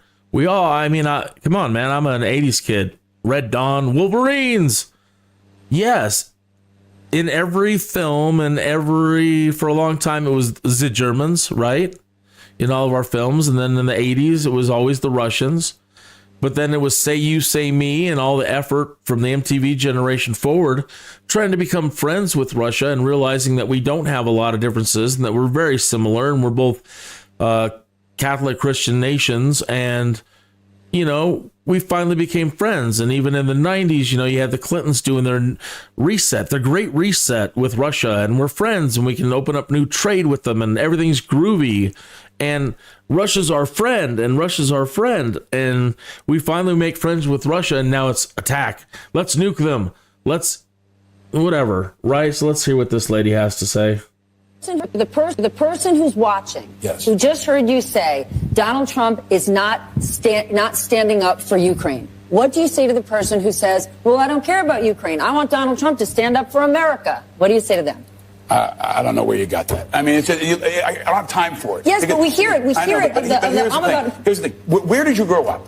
Did you grow up in a place where you thought the Russians were the good guys? What part of America did you grow up in where they taught you the Russians were the good guys and our allies were the bad guys? That's the flip here that we need to continue to remind people. The Russians are the bad guys. They're raping women. They're killing children. They're bombing cities. The Ukrainians are the noble good guys. In some ways, they're more American than we are over the last couple of years. And we must stand with them in the same way we stood with the allies in World War II and since this country was founded. This is not just about Ukraine. This is about the core and the integrity of American values. And that's what he's also betraying. Not just Ukraine, he's betraying America. The person who's watching, yes, who just heard you say Donald Trump is not standing up for Ukraine. What do you say to the person who says, well, I don't care about Ukraine. I want Donald Trump to stand up for America. What do you say to them?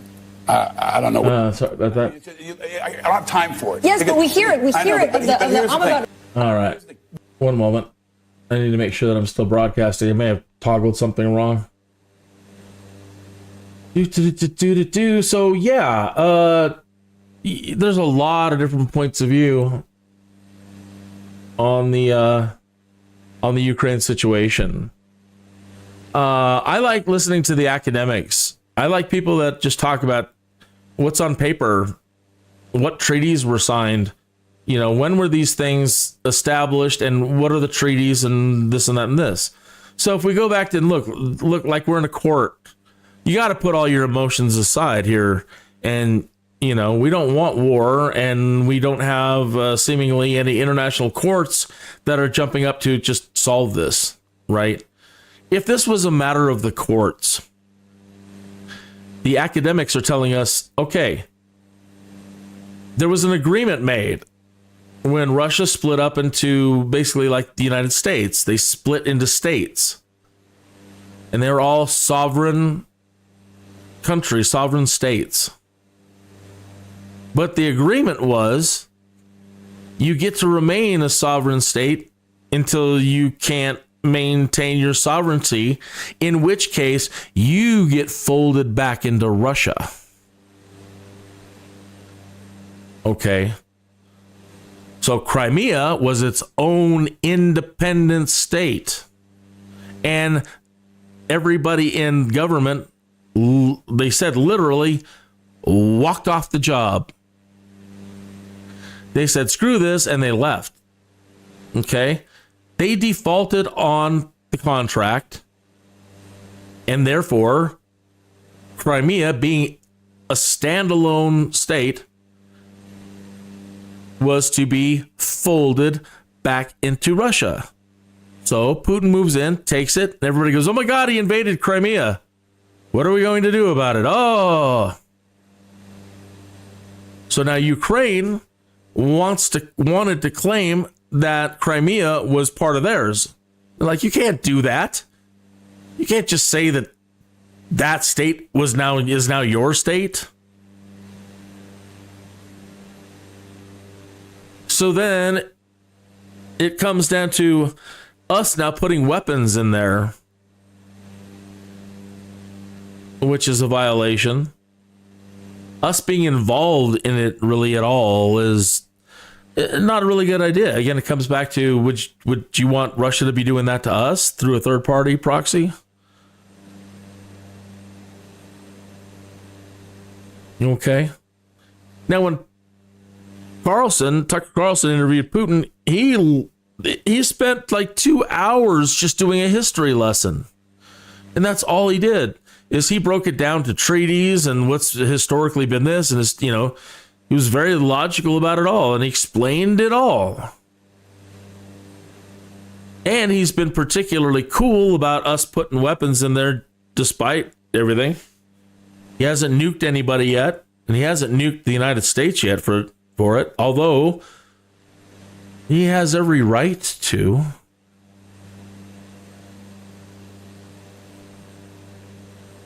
I don't agree with Trump giving them javelins. I like Trump. I've been a Trump supporter from the escalator. I don't agree with everything. I don't worship the guy. I'm not in a cult. Prior to Trump, in the 20 years, 30 years prior to Trump, we were all against the bureaucracy. We were all against the deep state. We were all talking about draining the swamp. We've been talking about it forever. So finally somebody comes along and he says, yeah, let's do something about that. And now all of a sudden everybody else is like, oh, no, racist he's a racist. He's a white supremacist. He's this, and the other. But for the last 20 years, we were all in agreement that we've got to get our government back and reform the bureaucracy and weed out the corruption. Well, yeah, but what? So you were just talking crap for the last 20 years? You don't actually want to reform the government when it comes down to it? Now you don't want to. And now Elon Musk is in there doing his thing. No, we can't have that going on. What?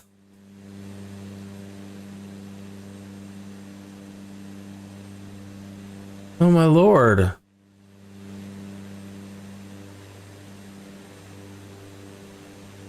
It's so goofy.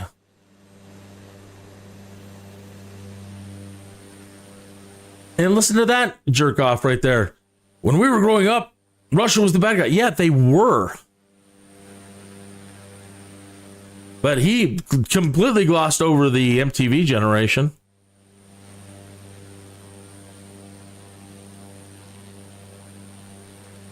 And forgot that, again, for the last, prior to 2016, the Democrats' best friends were the Soviets, the Russians. Oh, they're our best friend. We can even trade them uranium, said Hillary Clinton. They're such good friends, we can even give them our uranium now.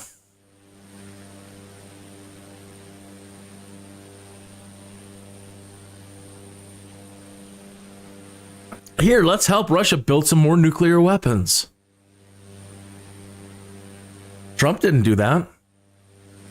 Democrats just always make the worst freaking choices. They're such dipshits.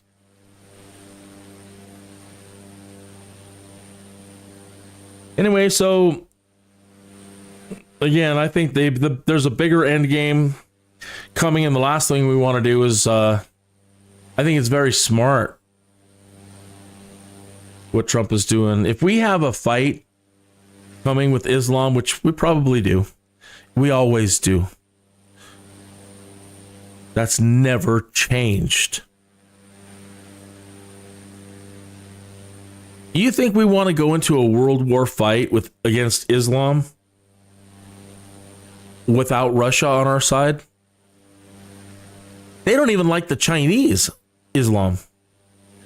China already knows what's going on. China says Islam is a mental disorder, and they're starting to kick all the Islam out of their country. They're dismantling all the mosques over there in China. We've been saying for years, don't screw with the Chinese, man. They don't F around. If Islam goes in there and tries to do what they're doing every place else, you do not want to FAFO with the Chinese. And they're finding out right now. So everybody is screaming, even, we have some hostilities with China.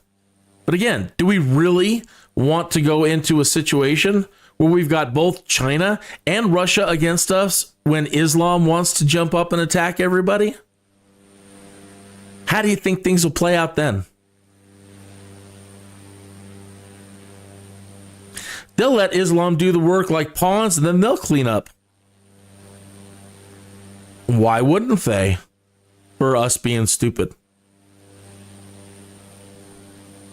So people are like, how dare you, Kenny, how dare you speak positively of Russia and China and aligning with, how dare you speak of aligning with them?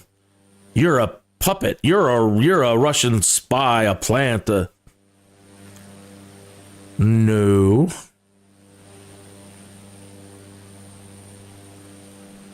Because once we're cleaned up, once Islam is, we've been destroyed and depleted ourselves and gone toe to toe with Islam,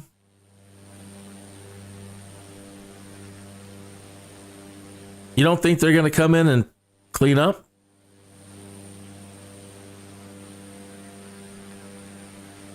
It's better for us all to realize that we have a problem with Islam, and it's time for us all to put everything aside. All the past, everything. Look, we need to start over. We need to start new, and we need to respect all of our similarities. And we need to make happy real fast.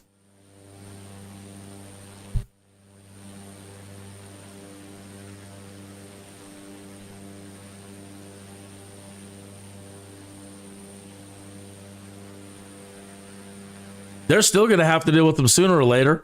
If they come in and clean us out, again, Islam hates Russia and they hate China as much as they hate everybody else. They might be playing nice with them as they do. But look, what do you think they're going to get? What kind of treatment are they going to get at the end of the day? Same treatment everybody else is getting. So it's probably a good idea that we do the best we can to stop fighting, stop Western civilization from fighting with each other when things are so scary.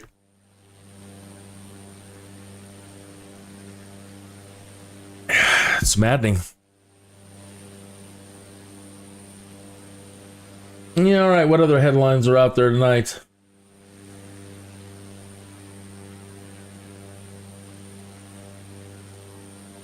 Cat turd. No foreign aid to any country. 0 to NATO. 0 to the UN until our streets are paved with gold and our citizens are taken care of first.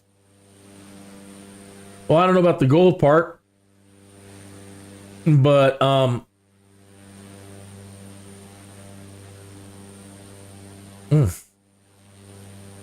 But yeah, 34 trillion in debt. Debt is war, folks. There's all kinds of different types of war. Flooding people into your enemy's country, flooding refugees and making people your own people under the guise of refugeeism. Flooding other country people with your people is an act of war. Debt is war. It's all aspects of war. This new Green Deal, it's war. Yes. Again, shut down all of your energy. Shut down all of your production right before we have to go to war. Deplete all of your strategic fuel reserves. Oh, look, now we're going to go into World War III. Oh, but wait, we have no fuel. If you don't think that that was planned,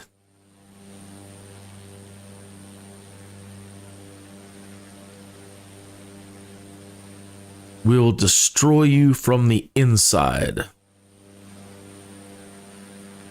We will destroy you from the inside. Your own people will destroy you from the inside.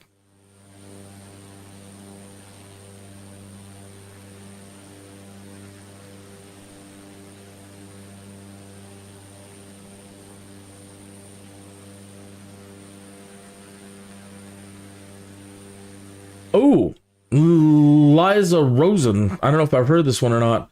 Flashback. President Trump breaks the rules of political correctness to tell the truth about Islam. Let's see what he has to say.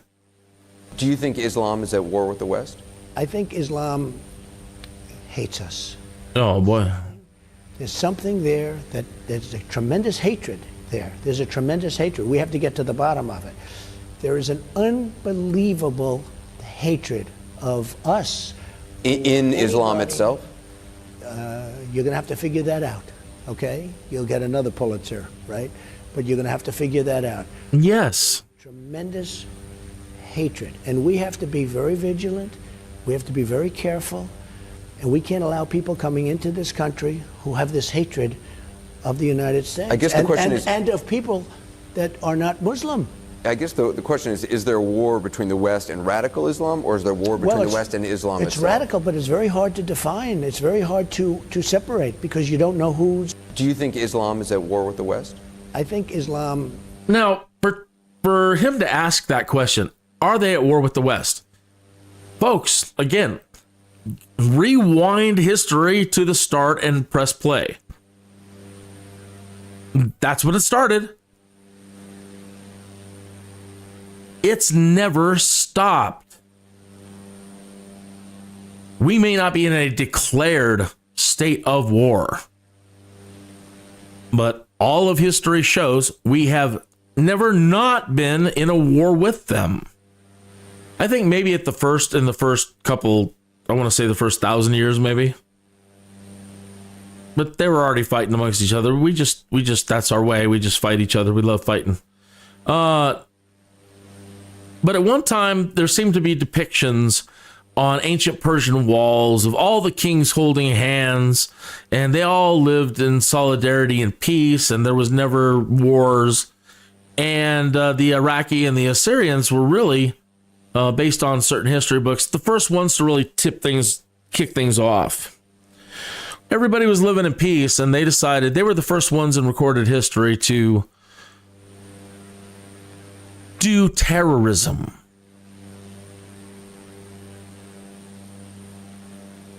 So when the Iraqis and the Assyrians would take over places like ancient Nineveh, which was a jewel. It was a jewel. And they worked the fields like mad, and they had great walled cities. But because they spent so much time working for their prosperity, they didn't have a great military because they had to spend all the time in the fields to make sure everybody had everything that they needed. And so they got rolled pretty easy by the Iraqi and the Assyrians. And they took Nineveh, and all the kings gathered and they cried. And it was at times like that when the Iraqis and the Syrians were running around taking up everything that they started doing unspeakable things to the dead and putting them on display. The first recorded acts of terrorism.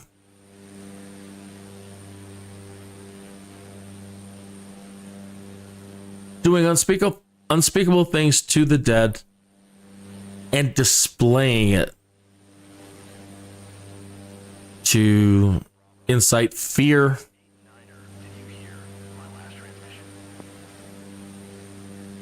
All right, so 124 for Kin Bravo Bravo Foxtrot 689. And since then, yeah, Kansas City. It's been nothing but Bravo Foxtrot 6. It's been nothing but strife. 13,000 feet. Kin Bravo Bravo Foxtrot 689 Kansas City Center altimeter 30. They said that's what ultimately corrupted the Persians. They said the Persians were such amazing and great people. But in having to go to war with people, it forces you to discover the nature of war and the way that they attack, and sometimes to use their own techniques against them. You know, you fight fire with fire. And they said that's what ended up corrupting the Persian Empire at that point, is them just having to try to survive and become warrior-like. But since then, yeah, it's just been pushing and pushing and pushing and pushing and pushing. Pushing up and pushing up and pushing out.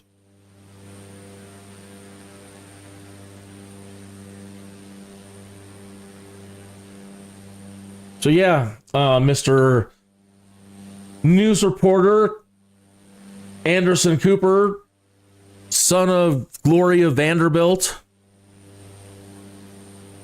raised by the CIA.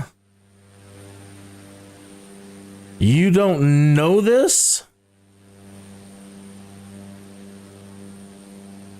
Well, this guy dude finds that awfully hard to believe.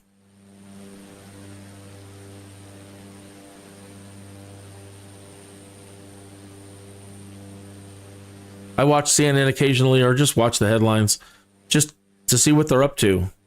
I don't believe them at all. I've seen CNN be up to so much shenanigans. There's no way I could ever take anything at face value.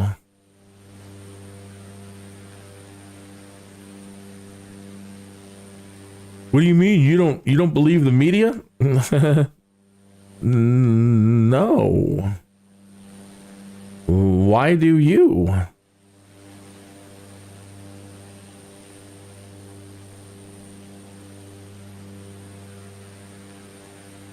They sure as heck don't talk to us in the mainstream media about all the treaties and diplomatic stuff that's been going on with these regions. When did you find out that in the 8 years before Russia went into the Donbass? This is all new to me. That 8 years before Russia finally said, well, shoikies, we better do something about this. And they went into the Donbass and started attacking. That the 8 years prior to that, the Ukrainians were committing genocide in the Donbass for 8 years.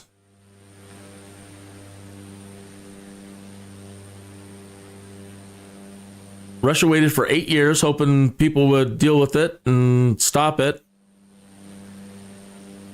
And then he had to finally jump in. So, though that's nuts, that's not what we've been told.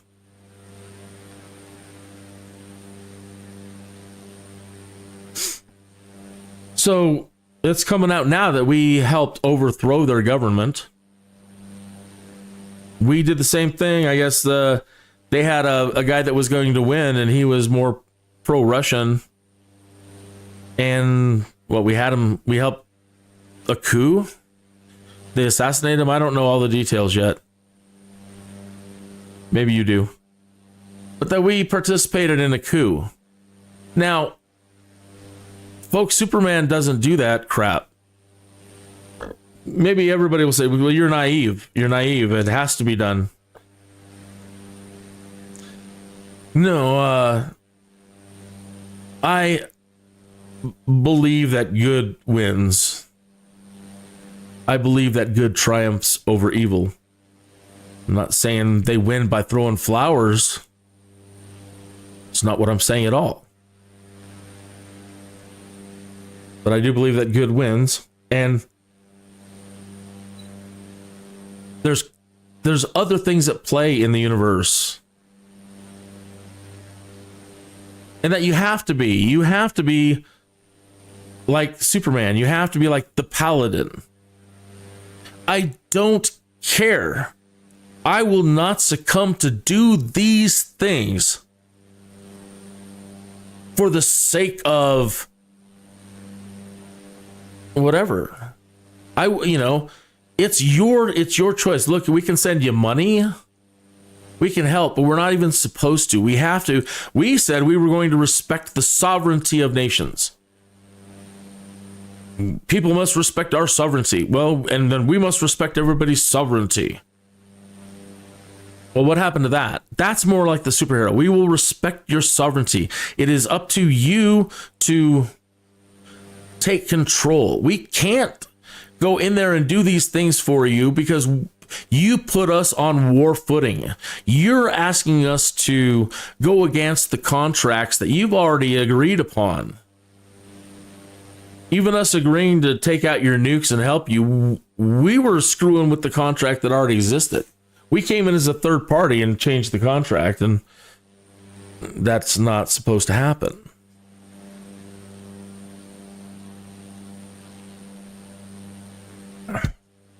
Anyway, probably a good idea that I'm talking about all this stuff now during this live stream while we're just flying around, because I got to talk to my buddy Pat later.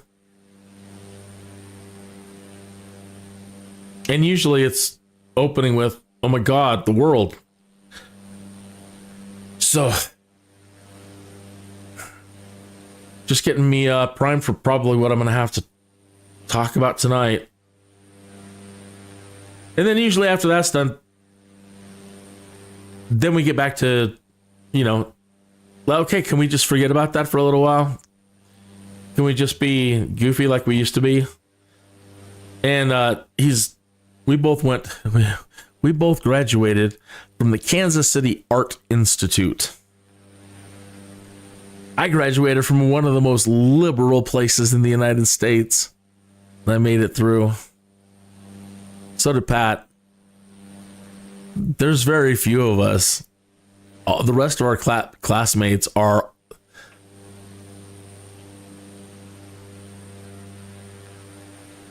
they were lovely people. They were always uppity back then a little bit too. But boy, they're almost insufferable today.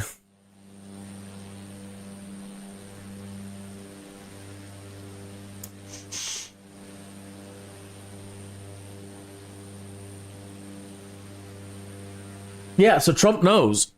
Okay, so, whether that shook you up to hear him say that or not. But that's what nobody else is talking about when it comes to the Russia and Ukraine and Europe being all upset. You're all thinking about Russia and you're not thinking about tomorrow. Because tomorrow, he is so much closer to them and us mobilizing to get people over there and to help people out if crap hits the fan. Sure, we can do it. We've done it. We can mobilize with the best of them. But nobody's listening to us, and nobody's wanting at the moment. They're like, we got him right where we want him. That's not what you should be saying. Because tomorrow you could be crying. Please help us, Mr. Putin. Please, Russia, if Putin's not around. Please, Russia, help us. Oh, we're so sorry that we said we were going to nuke you and we encroached on your territories and we did this and we did that and we did this. But now, please, in the good wishes and solidarity amongst us as Islam is going to come in and eat our lunch, will you please help us?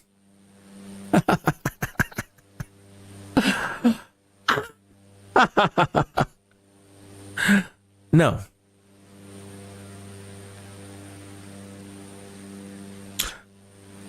I don't know what is it? Das Vidanya? Do they have a Russian phrase for F you? F you. Goodbye. End of line.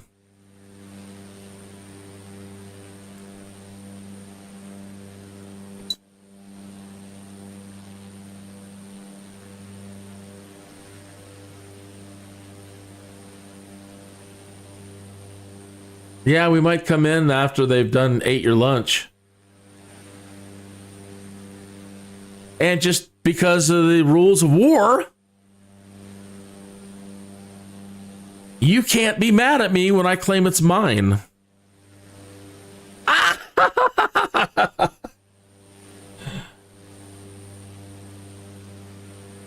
Right? That's the rules.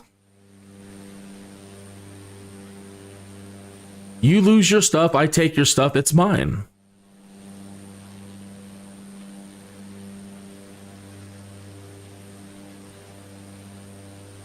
Beautiful thing about that, we didn't have to have that contract that said, if you lose your stuff, you become mine. I just get your stuff.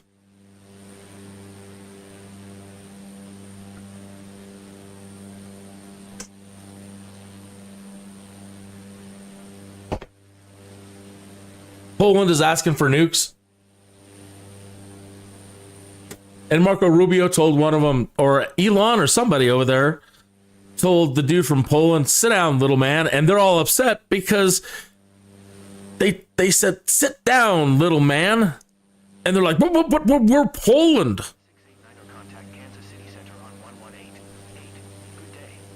We're Poland. We're your friends. You're asking for nukes.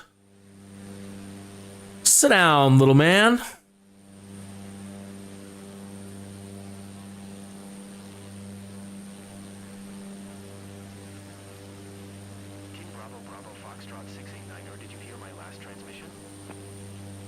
I'm going to probably have to delete this live stream.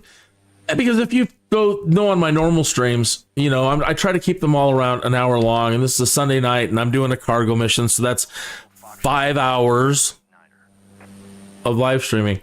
And I can't, there's nothing I can do. We have a course to fly. I need to fly it. Our Bushtalk Radio hasn't done anything. The most we can do is roll some, we haven't been doing this, but rolling some random failures. See if we get a random failure. All right. So the first thing we need to do is roll a D8 to determine what system could fail. On a 1, on an 8, nothing happens. Roll the dice. Okay, a 7. Okay, so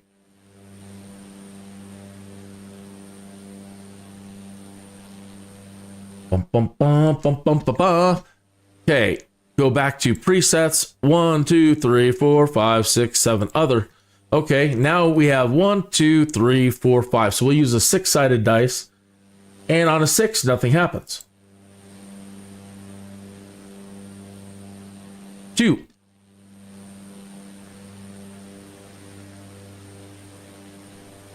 1, 2. Click it. Possibility of failure. 1000%. So D&D dice, D100. Roll the dice. 48. So 48. Now we save it. And so we have a 48% chance of a hydraulic failure starting right now. Now open the failures list and show failures. It hasn't happened. But as we go forward, yeah. I don't know if it's only rolls that one time. But right now, when we do it again, I'll have to stop it and start it. So it would make that one roll again.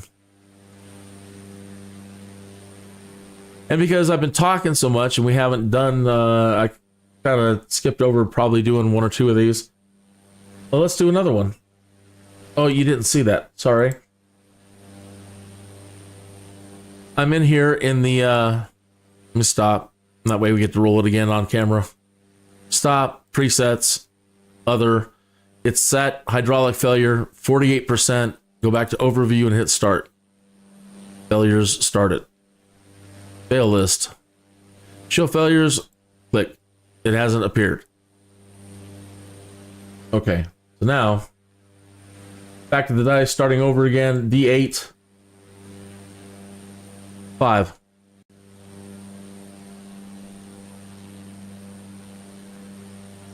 Come in here, overview, stop, presets. An engine problem. 1, 2, 3, 4, 5, 6, 7, 8, 9, 10.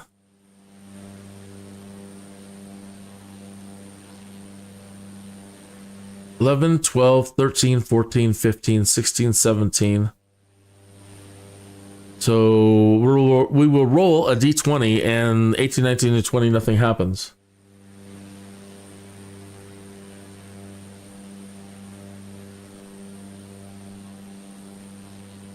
An 11. The hell is that? Ah!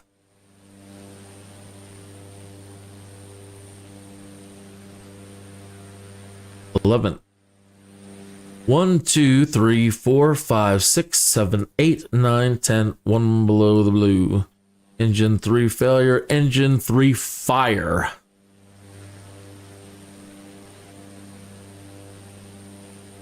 D100. 25% chance.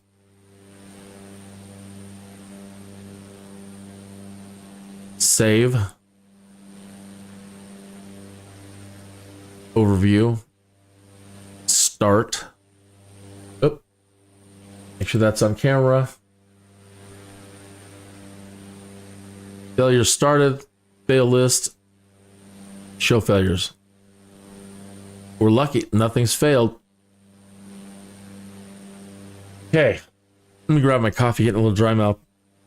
Cheers. Remember to stay hydrated. Here's to your health, well-being, and prosperity. I want world peace. I want world peace.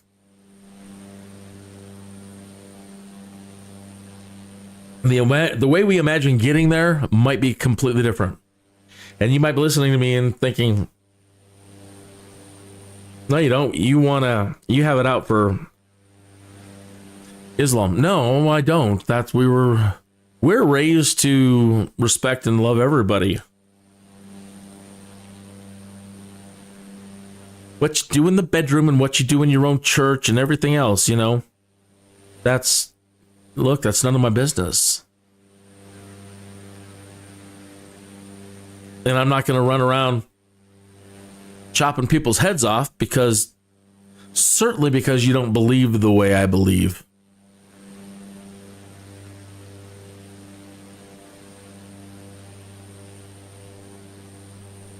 They have a lot of similarities with other people like the they, thems and others that are, you know, you'll go to jail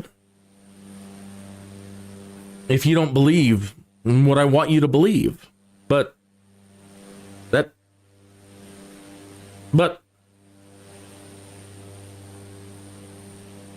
next thing they'll be saying off with their heads because they won't identify me the way I want to be identified. But we're still doing the best we can. Even then, we're doing the best we can to try to accommodate. But then again, push. Gotta do this, gotta do that, gotta do this. Gotta sing to children. Why don't you sing to the elderly? They're no fun. Yeah, but at least they can appreciate the drag stuff. They're old enough to understand all that and get it and then probably enjoy it. Go do drag queen time with the old people at the old folks' homes. Not one.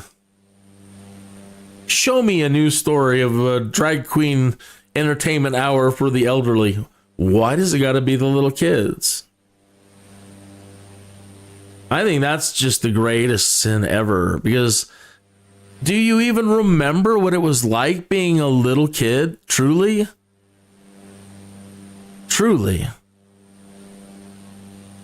Do you remember the joy of being completely innocent? And I guess those moments of first betrayals from adults and being able to see adults for who they were. The good ones and the bad ones.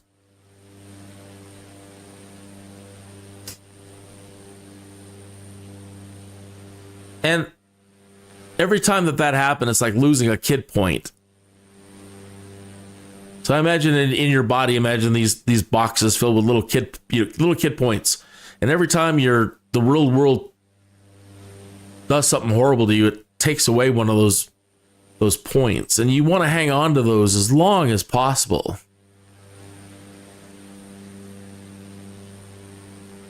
You don't want children to grow up too fast and lose that.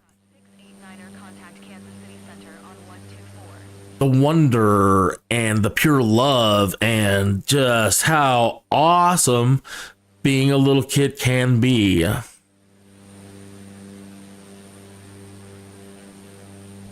So anybody who screws with that, especially drag queens, and again, I don't care that you're a drag queen. I was shook. I didn't see my first drag show probably till I was in college. It was just something funny on whenever drag would happen on TV, Bugs Bunny or something. That's funny. But going to see, being invited to, it wasn't, I want to go see this. It was invited to a party and invited to with all my coworkers. They wanted to do all that. You know, bar people, bar restaurant people. Bravo, Foxtrot 6, 8, 9, 13. And I was pretty shocked at my first drag show. And I didn't, you know, it's all right. It's good for a laugh, but that's not my thing. And it is heavy sexualized. It's heavily sexualized. It's not just the performances. The performances are heavy sexualized and the environment is heavily sexualized. And so when anybody in that circle proclaims that, you know, what they're doing is innocent, I've experienced it. I can't believe that. Kin Bravo Bravo, Foxtrot 6, 8, 9, 13,000 feet. It's not theater class talking about the fine tradition of men in theater back to this. And therefore, in this production of Hamlet, you might see some dudes playing some chicks. But look, this is all about talking about men in drama and theater, sometimes even women. It's just whoever you had, but mostly, you know, men having to doing these things. And that's what this show is going to be about. So Luigi's over here is going to play Jan, and you know, and that's the extent of it. But that's not what's going on. These are not professors or career professional actors promoting the history of a theater.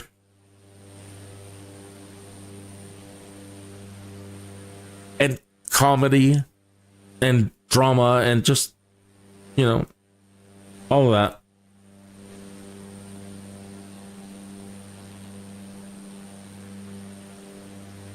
It's an argument that I've heard used, but, well, you're not fooling anybody. Oh, crap. My random failures has been up there, and because I've failed and I've left that screen up, I'm sorry. We'll do another one. Start out with a D8. We deserve a total system failure, engine failure now for everything that I've talked about tonight. Roll the dice. 6.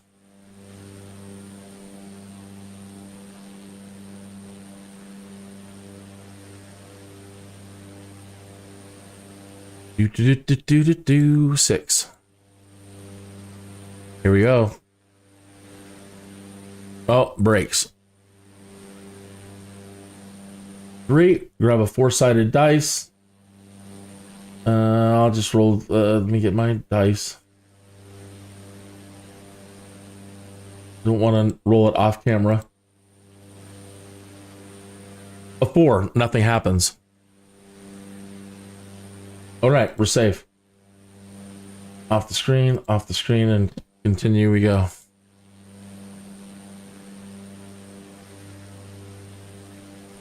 So messing with kids is just, to me, the greatest sin there is. Just let them be, man. Life works itself out as far as that's concerned.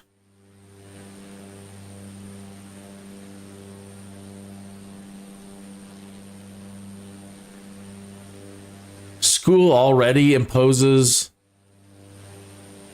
the first forms of structure.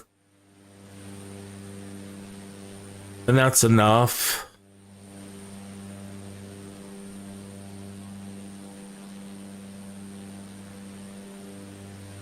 Do you remember when sex ed was introduced into your school? That was a big, oh my God, really? And this is the 80s, late 70s. Late 70s. And it was an outrage. It caused such outrage that science biology, had to discuss human reproductive stuff. And parents had to opt their children in or out to be able to have that biology class.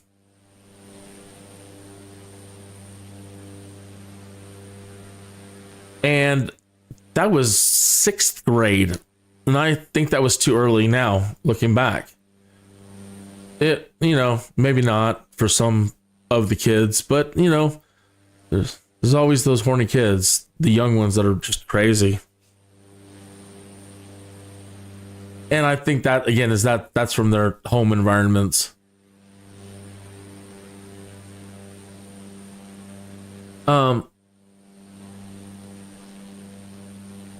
But you've seen now over the years how they've tried to, lower the age and get more involved with that, and lower the age and get more involved with that, where it's included in the K through 12. You don't want it anywhere near the K. It should be close to the 12. And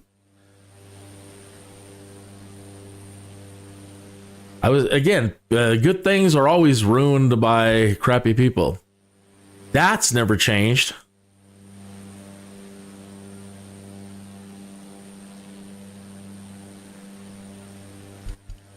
Good things are always ruined by crappy people. Everything they touch turns to crap.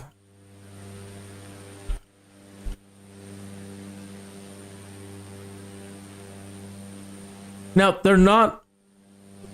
Ultimately, I don't think they're bad people. That's the crappy thing. But the universe is balanced. Everything has, let's get all zen for a minute. The balance. There are only a handful of personality traits in the human construct. Enough where we could break it down to 10 male personality types and 7 female personality types. And there are none more. None. That is one of the sciences we probably understand the most about and don't ever talk about. Because that's something you can prove.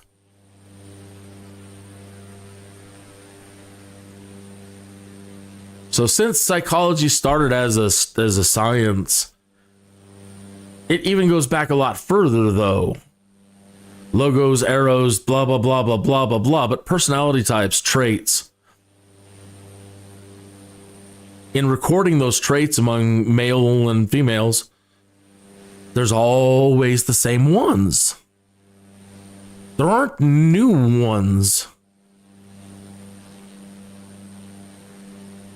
And that seems to be the order of the universe.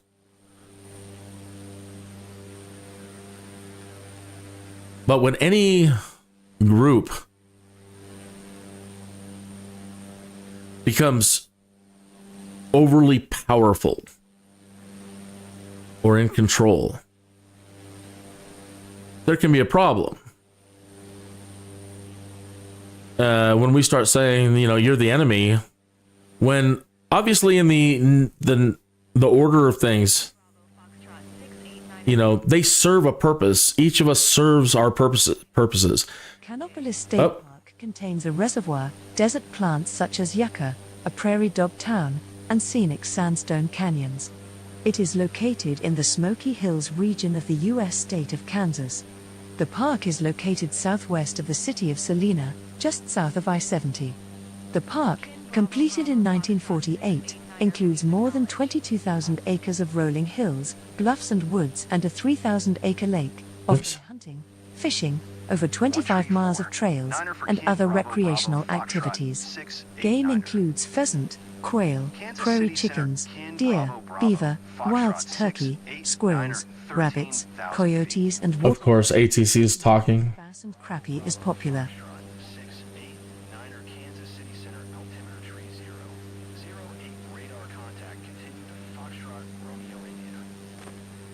I remember going to school around here, Kansas City, Missouri, and I remember a bunch of classmates invited me to go with them one weekend. And I don't remember what it was, to go camping there, and I don't remember what was going on. I just remember I've got something to do. And I just remember them. They all had a good time, and I felt really crappy because I didn't get to go.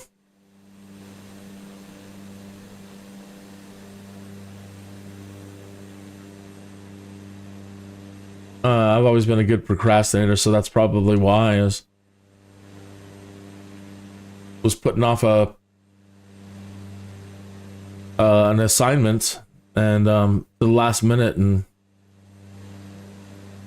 didn't free my weekend, get it done before my weekend.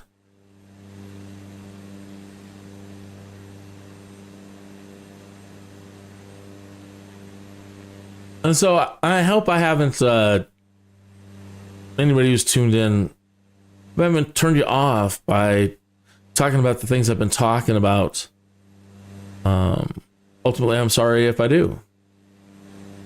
Hopefully, whoever's tuned in and check this out, you actually said, okay, I'm in line with you. I would hopefully it'd be more like that. I am agreeing with what you're saying.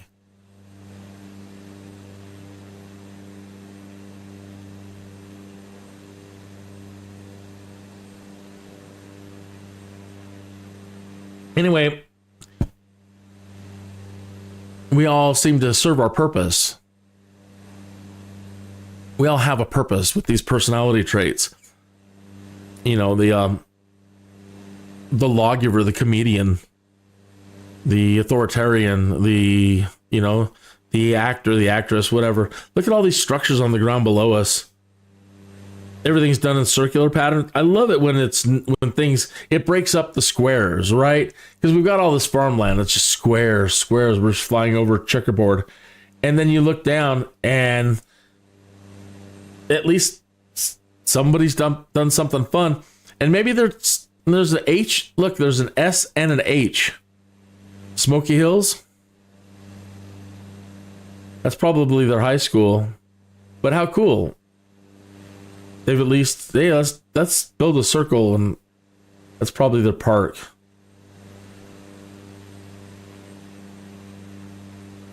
And where they built around over here, let's build something over here, and let's build it with circles.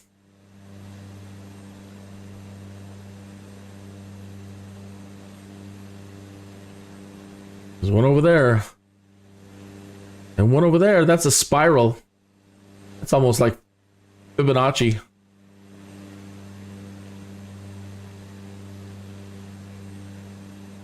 Oh no, look at the star. Look at the star. I'll say 1, 2, 3, 4, 5. It's a 6-pointed. That Star David. Yeah, the spiral.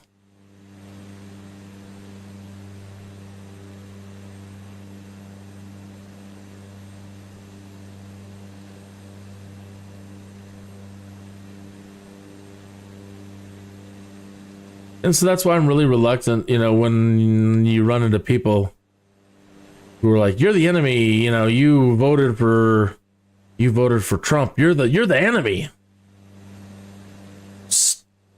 Stop. stop. You're the ones that are in control, and you're the ones that have overbalanced everything. And the only enemy at the moment is you for claiming you're the smart ones, but you won't acknowledge that you've unbalanced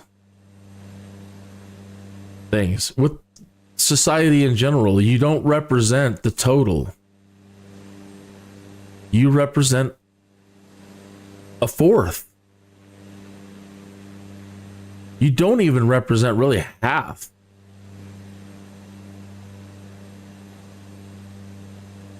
But you're the ones that are enforcing your will upon all of us, and we can't change. Archetypally speaking, personality trait-wise, many of us don't even share or have your traits in our makeup. That's why sometimes I'll never be able to see your point of view, and you'll never be able to see my point of view. We can never see eye to eye because we can try. But I think that's why it's impossible to reach some people. They can't conceive reality the same way.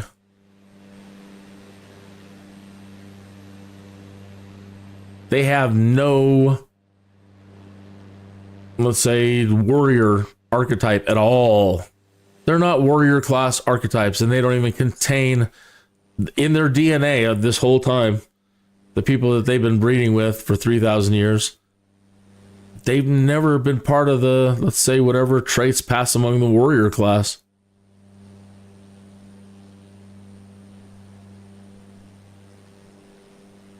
So there's the probability, that they can't. They can't understand war. They'll just be emotional about things like this Ukraine thing. You can't discuss law, you can't discuss treaties, you can't discuss anything. It's just emotion.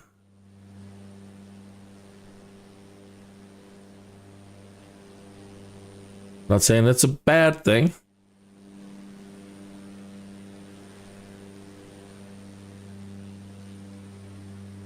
If anything, I think I regret that the DNA that's been moving up to make somebody like me that is devoid of more compassion, archetype stuff.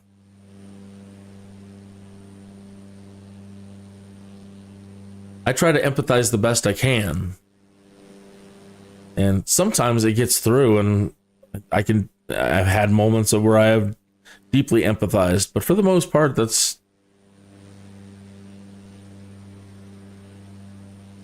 seems like it's been rather foreign.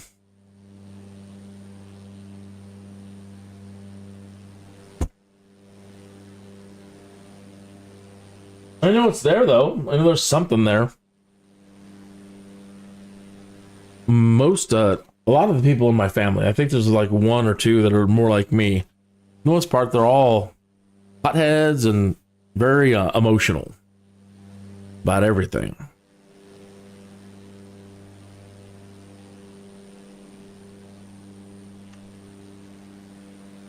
Where are we at? 10:30. Let's roll another dice. A D8. Roll them. A 7.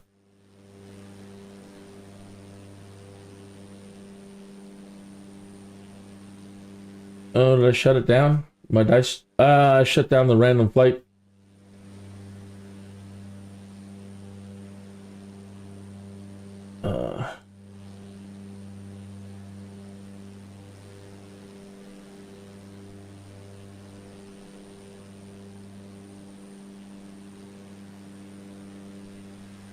That's the dice roller. Well, where the hell's my random failures?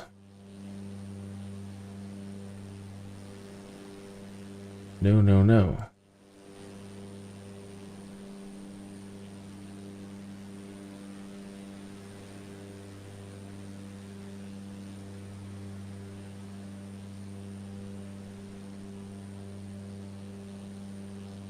Huh.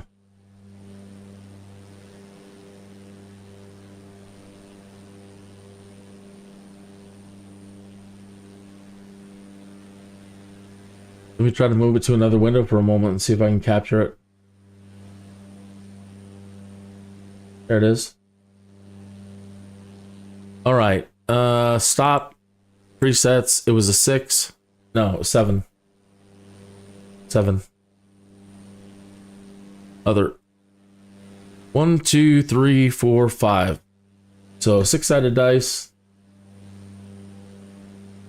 And on a 6, nothing happens.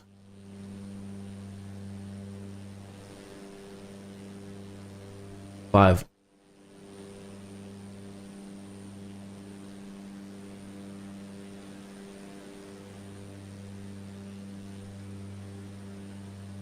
A vacuum failure.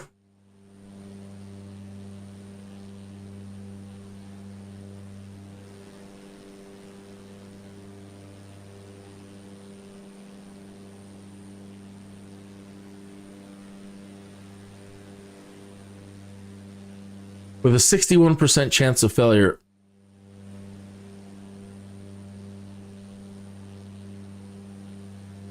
Save it. Start.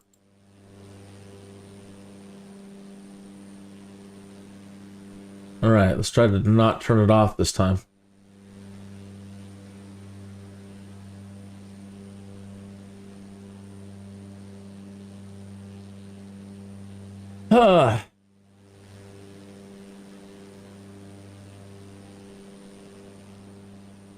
It's like talk radio, pilot talk radio, Skydude talk radio on a Sunday night.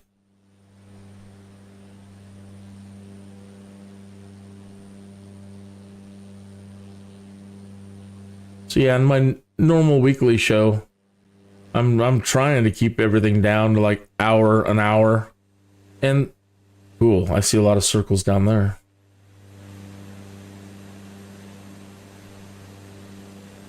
And so in an hour, there's a lot to do to keep one busy and not talking about what we're reading on social media and the world events and any of this heavy stuff.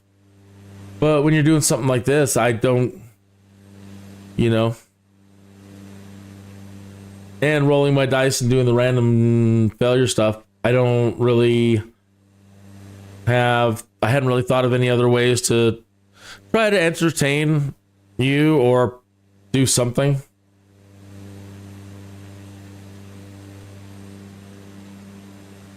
To go over flying tutorials on things, and I don't know.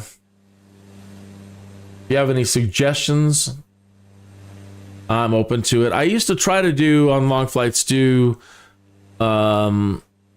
public domain movies, but there always seemed to be somebody that wants to claim copyright anyway.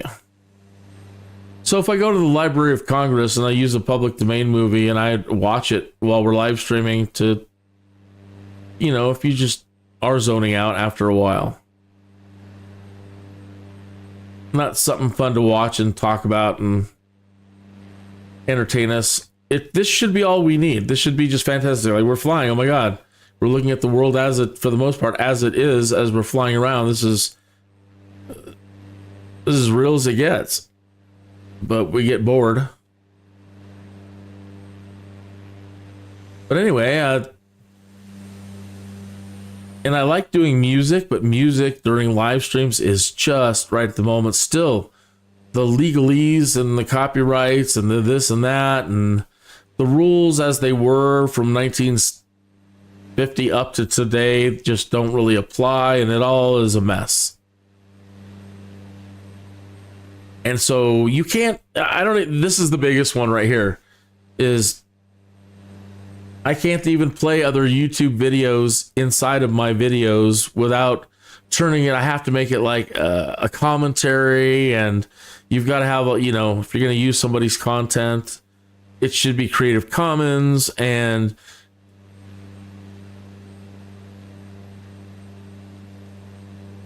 the computer just doesn't go, all right, well, you used ELO Mr. Blue Sky, and therefore the holding company for ELO will now receive 0.0001 of any money that you make, and they need to make it so you can, and so it's not like they're going to receive 50%, and that's pretty much the way it is. If you end up using somebody's music and it's all cool with them that they do, it's usually 50%. Sometimes if they allow your music to stay in a video, sometimes they can get entire control over that video and take all the monetization. They get 100%.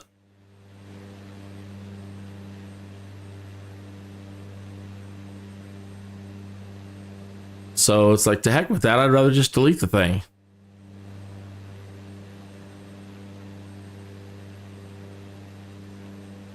It's just so uncool with the rules, and it's so unfair with the rules. And the music companies have all the power. They don't even care if you, like in certain circumstances, you spend a year working on a music video with a great piece of music, and there isn't a music video for it, and you ended up putting it on YouTube, and the music company says, cool, we like your video, and we'll allow it to remain on YouTube, but we get 100% of the monetization, and that's not right. They're like, we respect you as a fan, but not enough to honor or respect anything that the work that you put into creating a unique piece of art to go with this great piece of music. Because we during the 70s and 80s, we didn't make a video for it.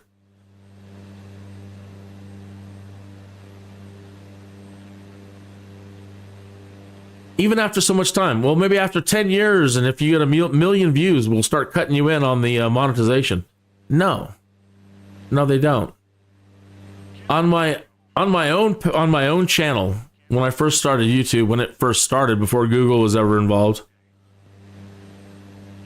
I did such a thing. I created some music videos for Steely Dan, English Beat, Elvis Costello, not a lot of them.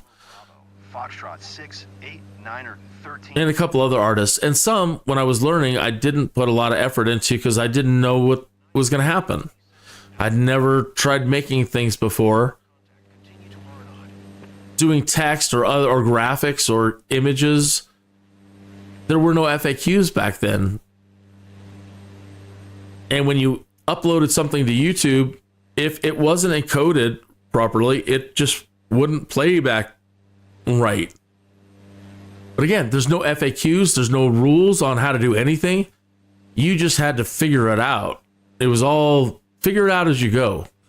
So a lot of the stuff I made was just figuring it as I go. I can't invest tons and tons and tons and tons of time on artwork when I go to encode it. It might be wrong. I might need to adjust just one pixel in the pixel resolution format, like 1920 by 1080.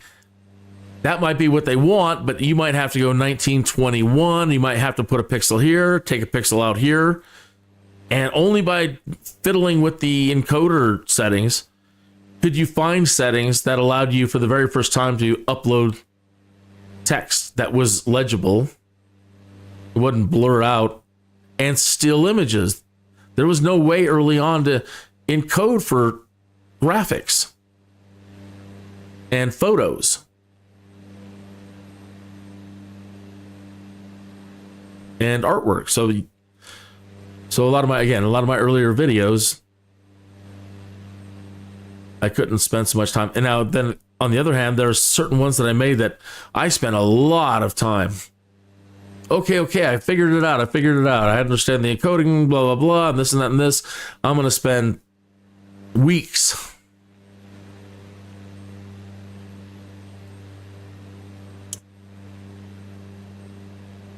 I'm going to spend weeks working on storyboards and animation and do some cool videos. And again, they The music company said, cool. We have an agreement with YouTube to allow fans to create music, and we get to choose which ones get to stay on YouTube. Sound like a great deal. Cool. This was before monetization was an idea. So we all created stuff. The music companies came in and said, your video is approved by our music company and can stay on YouTube. And then Google buys it, and then monetization happens. And at that point, and still to this point, to today,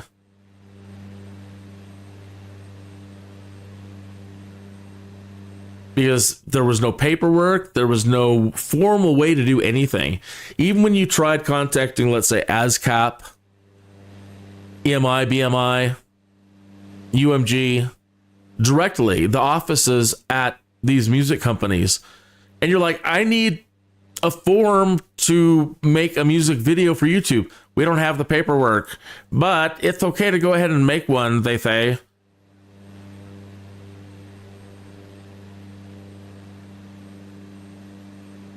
And for years, we don't have any paperwork for this.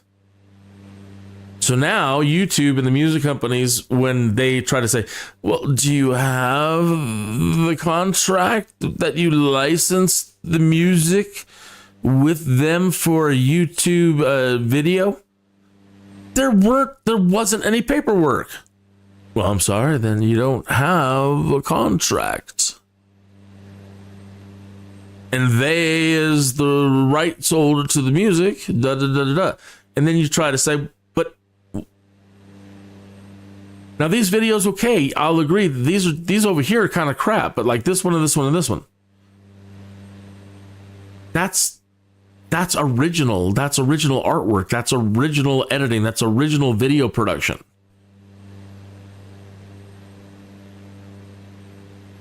What about my copyrights?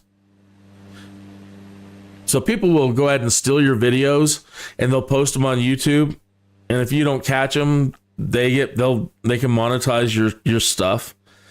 And that's happened. And again, one of them was one of their music videos, and the music company wasn't doing anything about it. So I said, hey, I'm filing a takedown request. Then YouTube jumped all over my crap. Said, well, do you actually work for the music company to file this takedown request? And I'm like, no, I'm the artist on the video. But Universal Music Group isn't responding. They're not having it taken down. It's under my account. You're the one telling me that there's a violation. Even though they control the monetization, I'm still the steward of the video on my channel. I still have all the editing rights available to me. So I'm the one filing the takedown request. Well, you're misrepresenting yourself as an employee of the music company, and we think that's fraudulent. I'm like, oh my God, really? All right. Just don't do anything then. Fine, don't do anything.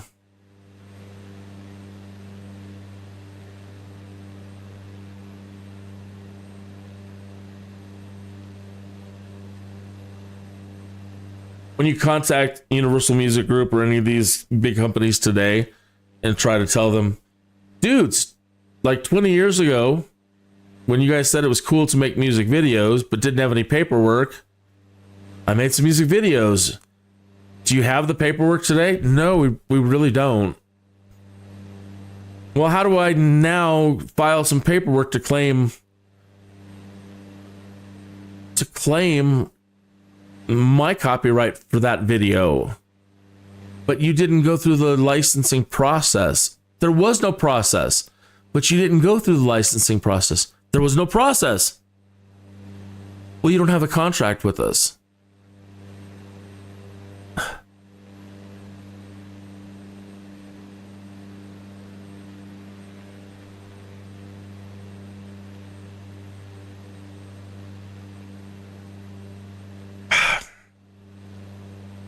Ah, I see.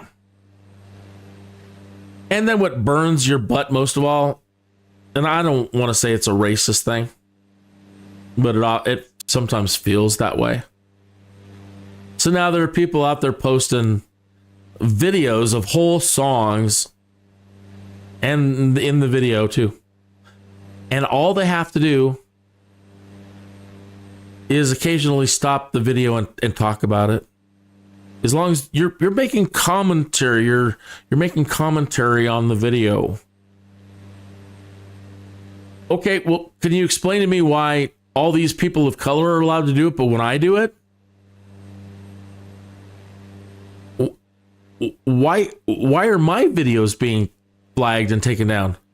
I did exactly what that person over there, who just happens to be a person of color, and that person, and that one, and that one, and that one, and that one, and that one.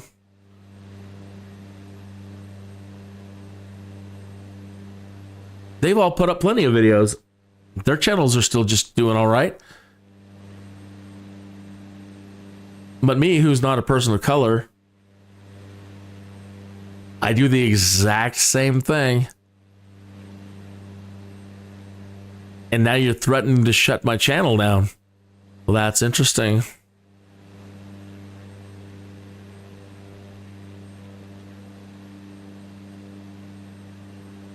That's interesting.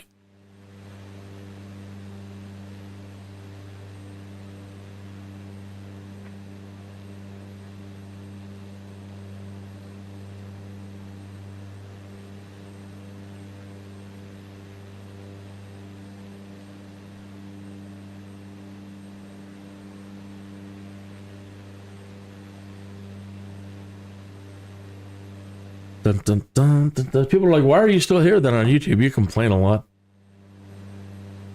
Yeah, but again, I was an original member.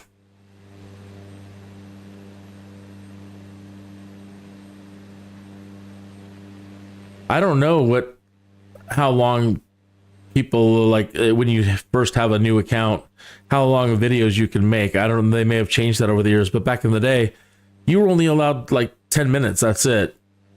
Unless, you had to be a big account before you were allowed to do longer videos. So before Google came along, I already had a director's account.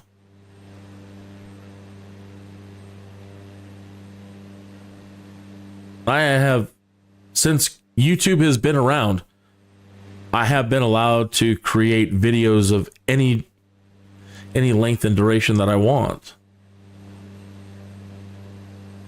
So to make matters worse for me is in appealing all of these problems and copyright problems and raising a fuss about it all. When Google came into the picture, they demonetized me for 14 years.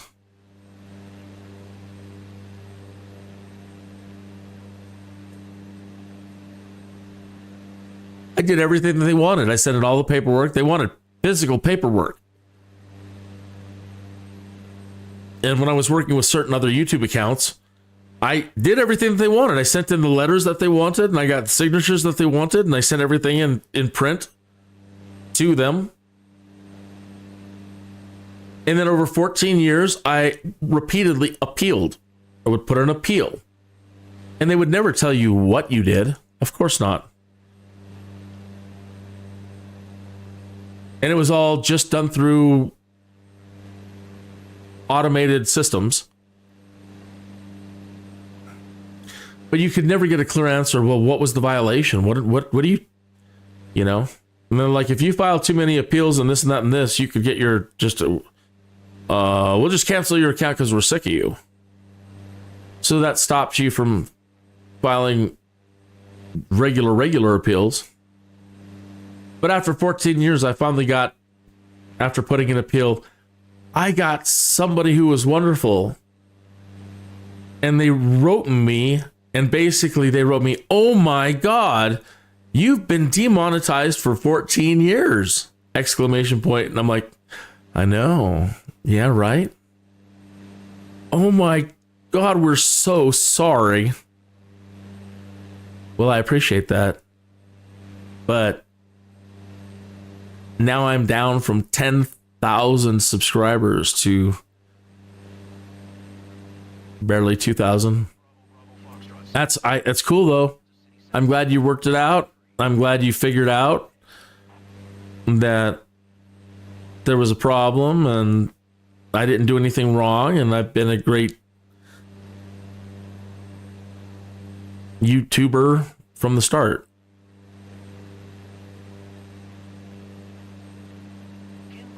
But now I'm so soured with the making music videos that I'm not making any. I'm doing anything but. I'm having fun doing my learning how to fly at this point in my life and doing all these Skydude episodes but back in the day I was doing lots of podcasting. So I had lots of opportunities to monetize so much over the years, and that was all taken away from me. And then 1-2 tree. 8 for Kin Bravo. 10 years of 6-8-9er. gaming radio. Kansas City Center Kin Bravo Bravo. Foxtrot 6-8-9er. 13,000 feet. And the other live streaming services like Twitch and everything else, they go back to the days when we all knew each other as podcasters. And they had it in for people that wanted to do internet radio. And for the most part, we hang out in social areas. We still enjoy the game, not that we're not playing, but everybody, when they're done, they need a break. And one of the things about MMOs, the development of MMOs over the years, we always talked about, look, I don't want to leave the game when I'm done fighting, like Star Trek Online. I want to go do my missions, and then I want to hang out with Star Trek people. And that's how the social hub in MMOs came to be. And then it was like, man, it'd be great if we could listen to music, and why don't we do a role-playing radio, and why don't we do all this? And that's where I come in. And I helped start, if not, I was the creator of the first internet gaming radio for at least the Star Trek stuff. So if you do a search for Kineas, Star Trek radio, podcasting, you're going to find me going back to 2001, 2002 in the Star Trek forums and Star Trek gaming. And you will find a paper trail of me all the way through Star Trek, all through the Hailing Frequency podcast, the other podcast that I did, all the stuff I was involved in, all the way to the formation of Subspace Radio, through the formation of Trek Radio, through the breakup and split, TrekRadio.net, TrekRadio.com, Pirates Radio, UFP Media, conventions appearances at the Las Vegas Star Trek convention.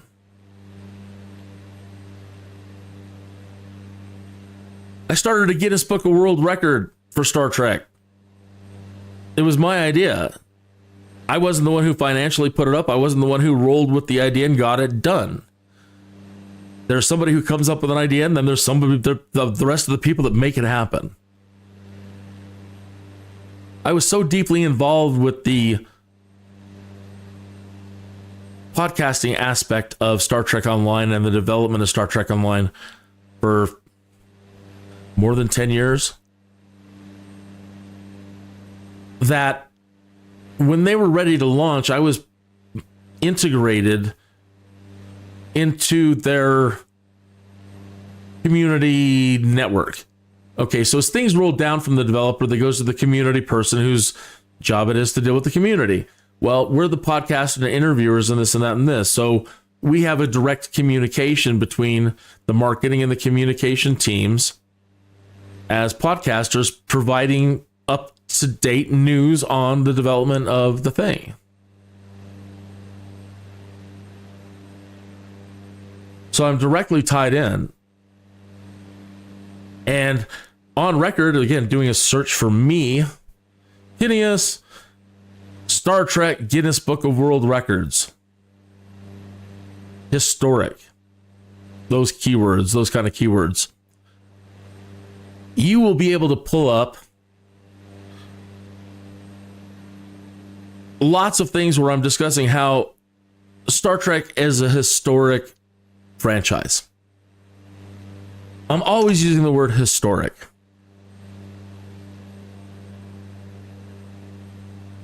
I'm discussing big things like icons and television, TV show, MMO tie-ins, and I'm discussing all kinds of big subjects. And I'm always referencing the historic aspect of things.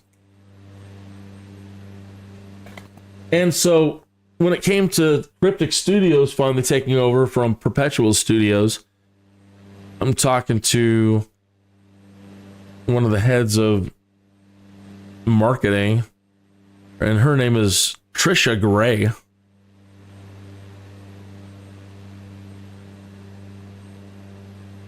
And I'm like, Trisha, Star Trek's a historic property, and this will be the first MMO for Star Trek.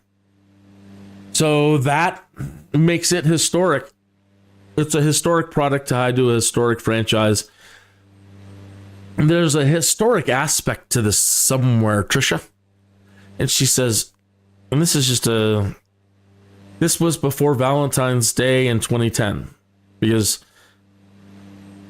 they were going to do a big deal in the UK to showcase the launch of Star Trek Online. So I said, it's historic, and maybe you should contact Guinness Book of World Records. She says, oh my God, that is such a fantastic idea. So Trisha, and now Atari's involved at this point. We didn't really know where it was going to go. Well, no, I think I've got that part wrong. Either way, they put together, with Guinness Book of World Records, the most dressed trekkers in one location event to be held on Valentine's Day on the Millennium Bridge in the UK, in London. And it was to celebrate the launch of Star Trek Online as a historic property, and try to launch this Guinness Book of World Records. And they got 100 people to show up. The people that we had sent there that could go to this for us disregarded all of my decisions on how to present ourselves at said of thing. I designed all the signs, and I designed everything to be clear and readable at over 50 feet. There's going to be cameras there, and there's going to be people taking shots, and you're going to need something that may not look pretty up close, but it has to be legible at 6 feet to 60 feet. That's the only thing that matters. Well, Kineas, they're the ones that are going to end up paying for it. They're the ones that are there. They're the ones that are going to go to the thing. Let them make whatever signs they want. Okay. All right. Fine.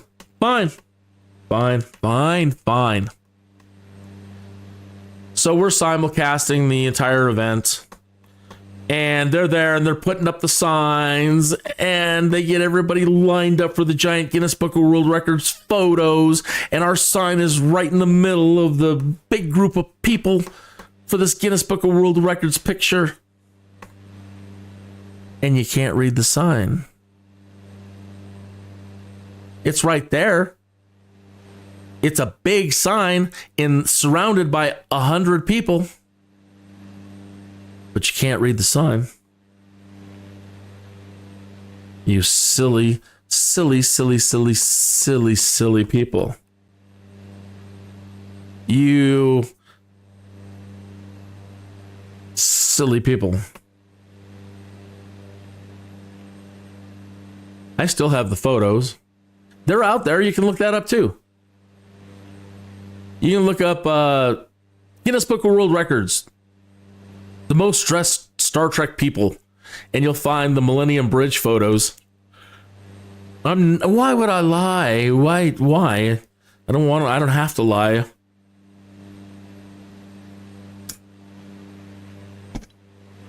Go find those pictures, and if you zoom in really close, you can still read the sign. But if you just look at it as it's going to appear, you're not going to be able to read it. You might not even see it for a minute, but look closely. There's a sign usually in the background. I thought I heard somebody. There's a sign in the background for subspace radio, and if you zoom in and it was one of the good pictures, yeah, you'll be able to read the sign.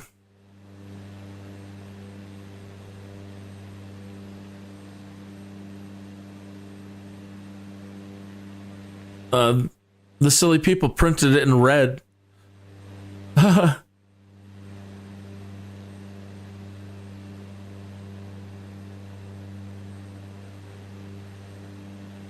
They added a bunch of garbage little tiny text to it, which would have been fine for people that are up close. Sure, fine. Sure. But just so stupid. And I just kept getting undermined like that over and over and over again after that. Everybody I worked with after that was just a schmuck. They wanted to be, again, working with people who, they want the limelight. They want to be in control. They want it. They want that. They want the minor celebrity of it all. And it's not even in the same category as minor celebrity. It's just so stupid. But the human nature, man, people will try to take whatever they can get. They will try to take whatever they can get. It doesn't matter if you came up with all of the ideas. It doesn't matter if you set everybody up. If there's an opportunity, just the worst backstabbing I've ever seen in my life. And I've seen a lot of it in the art world and in working in commercial art, trying to pitch ideas to clients, and the way people are, when it's their stuff coming up, they'll do whatever they can to undermine somebody else. But yeah, I'd never seen anything like it. Just the worst. Star Trek community, there's some horrible people in it. There's some great people in it, mostly. But as always, yeah, just horrible people. There's corruption everywhere. So yeah, the last 20 years have been a real thrill.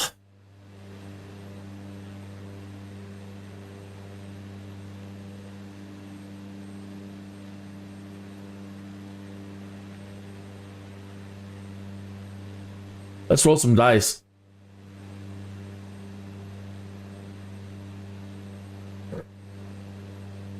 We need a D8. Nothing happens on an 8. A 4.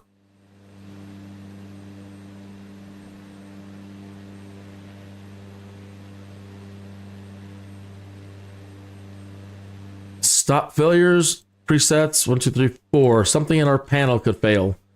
1, 2, 3, 4, 5, 6, 7, 8, 9, 10. 11, 12, 13. So anything above 13 and nothing happens on a 20.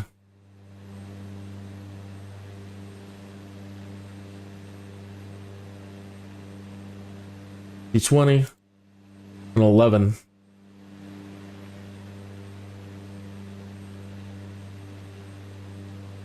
Two, 3, 4, 5, 6, 7, 8, 9, 10. Pitot indicator failure. Okay, well that's not so bad. And now we need a D100.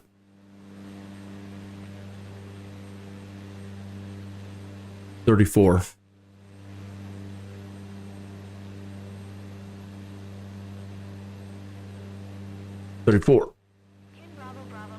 save. Overview. Start. VFR to your destination. Continue VFR to my destination. Okay. Kansas City Center, Kin Bravo Bravo. Oh, flying the pattern entry. Are we here? Really? Really? IFR. Oh, good. Good, good, good. Kin Bravo Bravo Foxtrot 689er Oh. IFR flight plan is canceled. Radar service terminated. Clock 1200.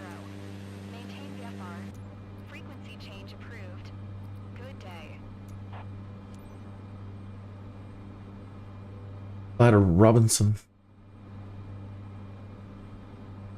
Where's Robinson? Fly to pattern entry.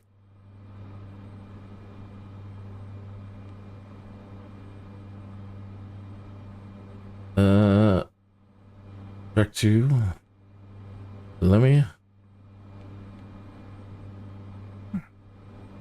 and nav. Nav.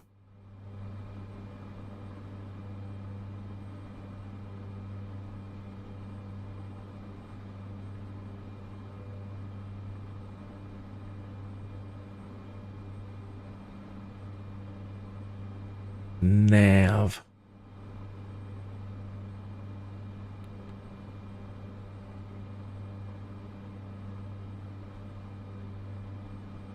All right, we'll try it again. Direct to enter. GPS autopilot is on, yaw damper's on, and we're turning. All right.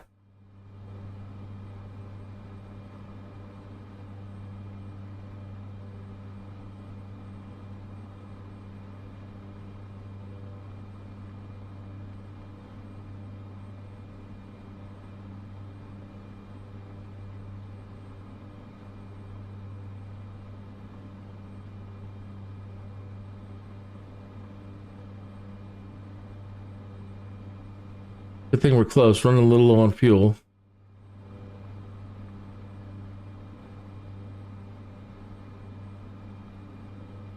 Probably should have topped up.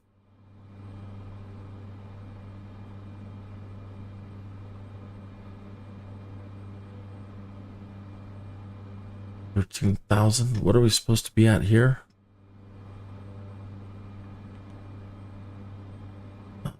Doesn't say.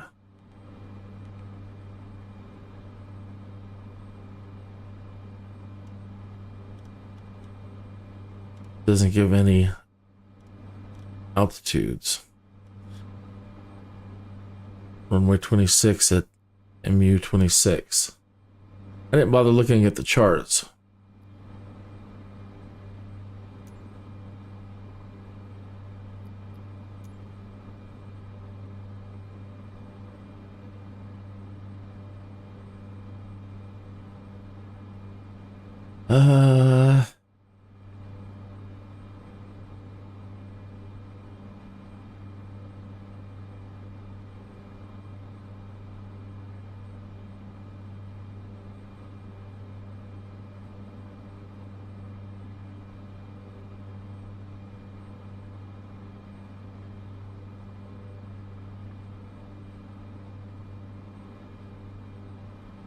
Where are the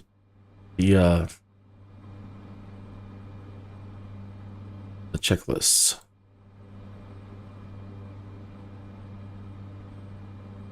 This flight, none. Headings, no altitudes.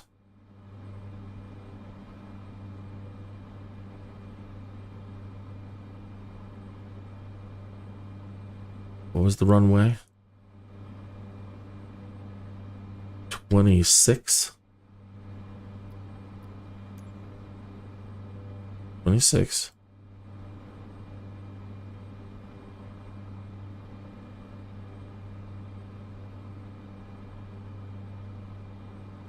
Elevation 1,061 feet.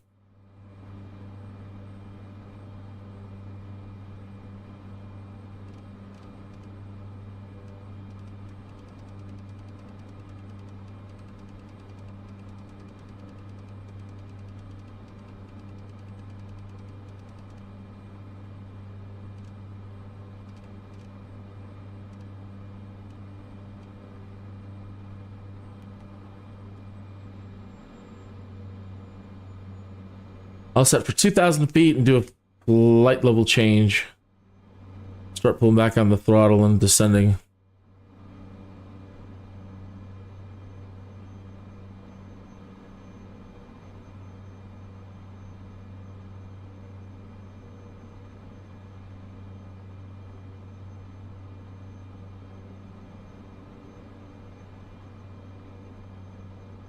Doing pretty good, not overspeeding or anything. I apologize. I need to step away from the computer for 2 minutes.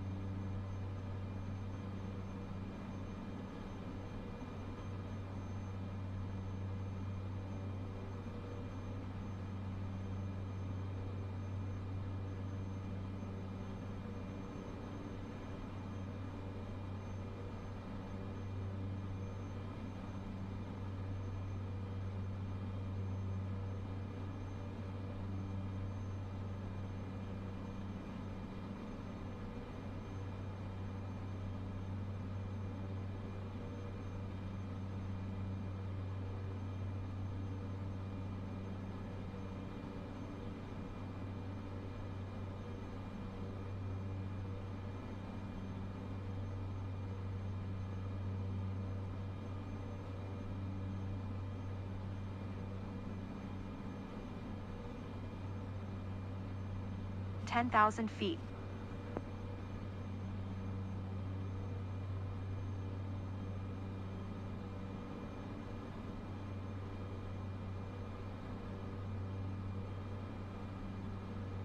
Oh no! You have been seeing the damn random failure screen, and then the dice is up. I am so sorry. That's typical for me. So sorry. I'm so sorry. I have to chop that part out. Everything was going so good. That's a little bit of instant karma for talking crap about whatever I was talking crap about.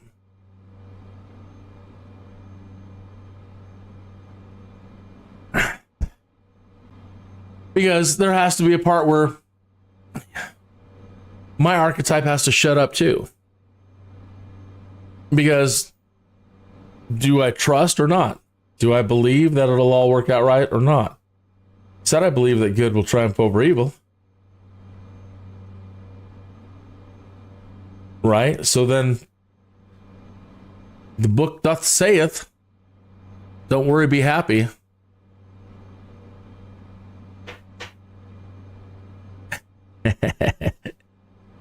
So, you know, that's one of those, so I should just shut up kind of thing. Yeah.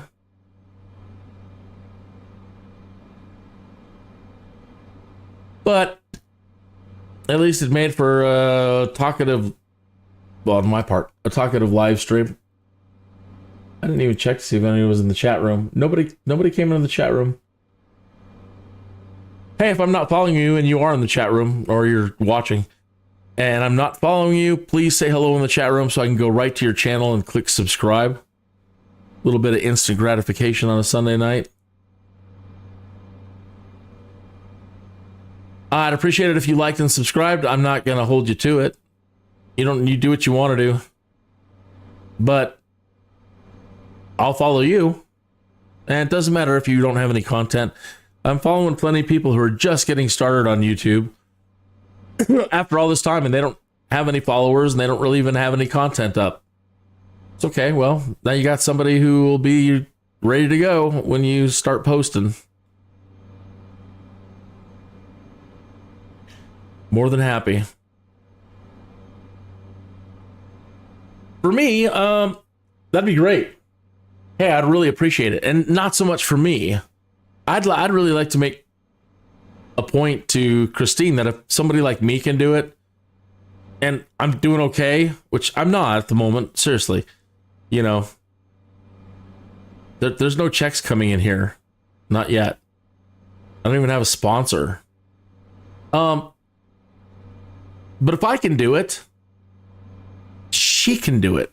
And she's so timid about wanting to live stream what she's doing, and she's brilliant.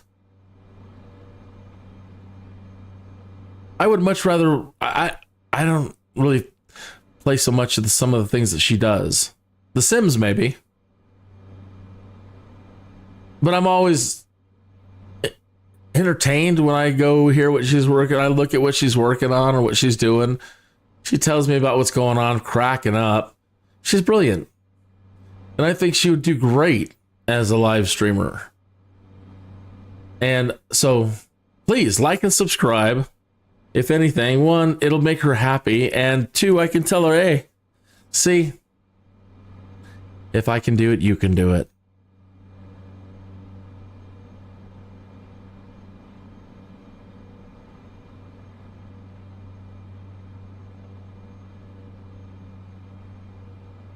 Every penny counts, and she'd definitely be happy about that.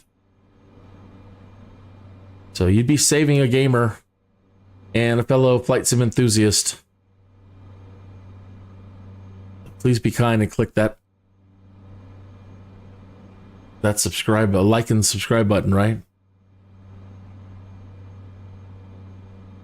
23 miles. Then I hope Pat's still up. I'd really like to chat with him. Oh, I think I'll just do an alt hold here. We're pretty low.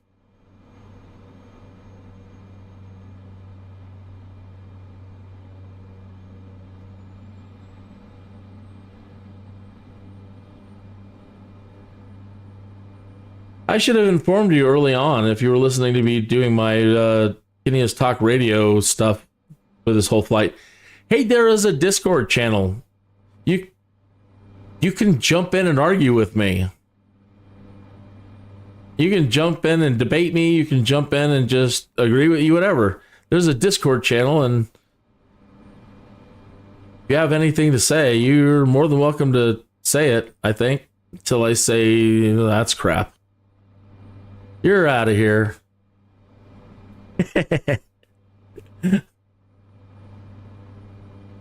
No, really, there's a Discord channel if you wanted to chime in on anything.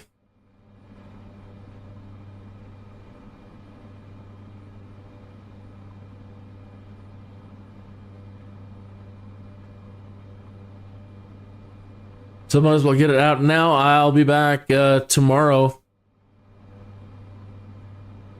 And again, my weekly live streams, I try to keep them all to about an hour. So I'll try to do 2 or 3 from the morning until the afternoon before I have to, do other things, real world things, Christine things. And so I'll be back tomorrow morning, tomorrow afternoon, and late afternoon.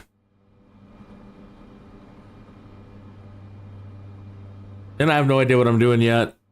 Again, just shorter ones, things that we can do in an hour.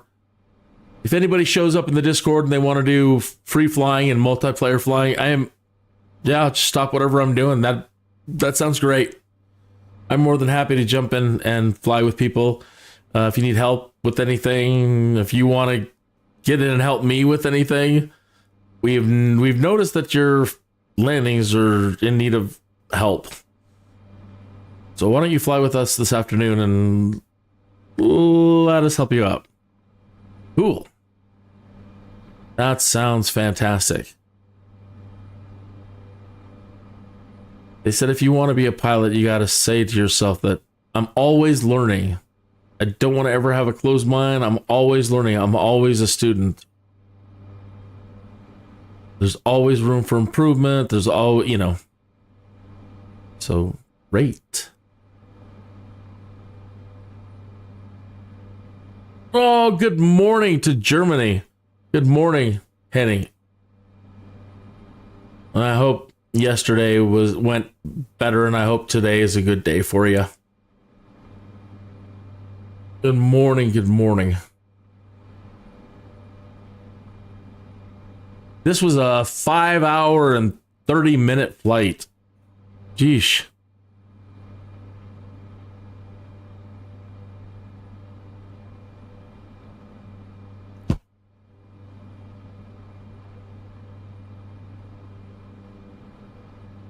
And I've been rolling dice to see if anything bad would happen. So far, nothing bad has really happened. Nothing bad at all. I've been rolling my D&D dice and using my random failure generator. I'll do it again right now. Let me roll a D8. If we roll an 8, nothing bad happens. A 7. So then I go to my random failure generator. And I stop it. And I go to presets and I go to 7, 1, 2, 3, 4, 5, 6, 7, other. And we have 1, 2, 3, 4, 5. Now, 2 of these have already been rolled and they're active. We have a 48% chance of a hydraulic failure. And we have a 61% chance of a vacuum failure. And so now I need to roll a 1, 2, 3, 4, another. So I'll roll a 6-sided dice. And on the 6, nothing happens. And then one of these might be redundant, in which case nothing happens. A D6. And we roll a 2. Okay, so I rolled a 2, so 1, 2. So it's another hydraulic failure. But let's see about the percentage changing now. So let's go back to the dice and we can change that. All right. You see the 2 that I rolled. Sorry about that. Get a D100. Roll it. 18%. We've lowered our chance now for a hydraulic failure from 48% to 18%. We hit save. We go to overview and we start. And then we go to the fail list and show failures. And all of the things that we've rolled to fail tonight so far, we've been lucky. Nothing has failed.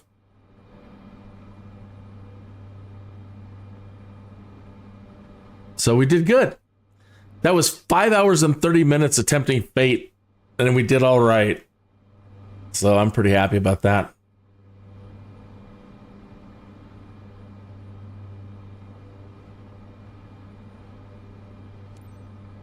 Mike Uniform 26 traffic Kin Bravo Bravo Foxtrot 689er 5 miles west 2100 Ford inbound to land runway 26. Henning was doing rope break simulations. Oh man, that sounds scary. How did those go?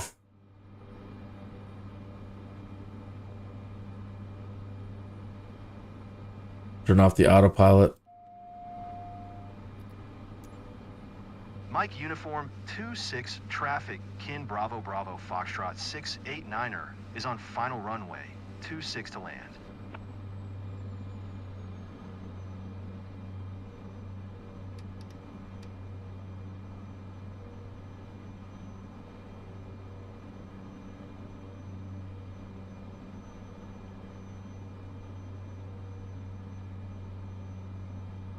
That sounds awful scary. I know that my most recent glider tests doing the winch launch haven't gone well.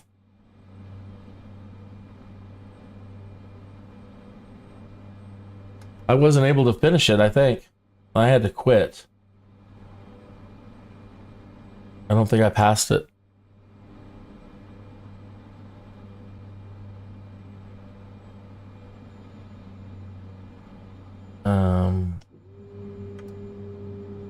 Get some flaps down. I can't tell what they want as the runway.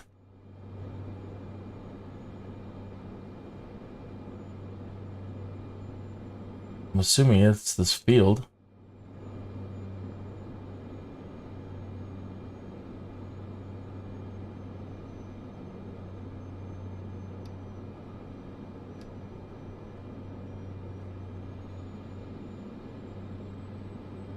Yeah, so I'm gonna stall it.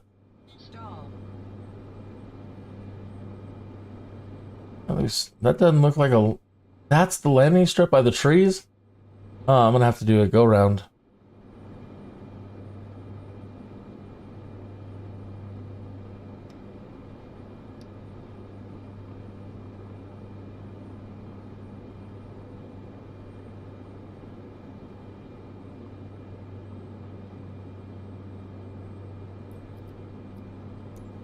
I couldn't tell if that was the road or the strip.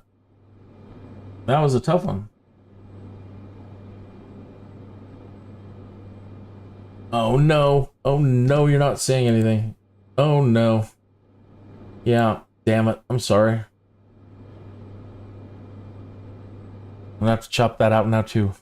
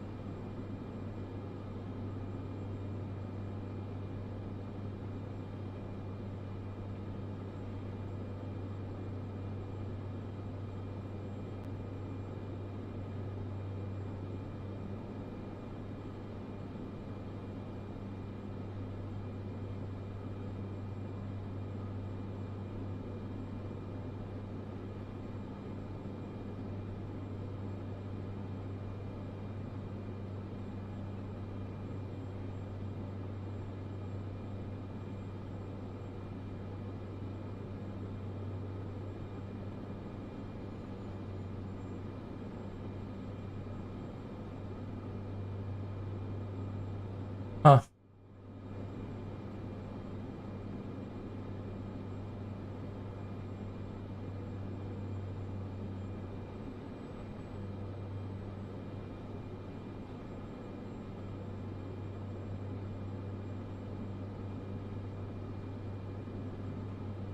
No, I can't. I can't tell what is runway and what is not.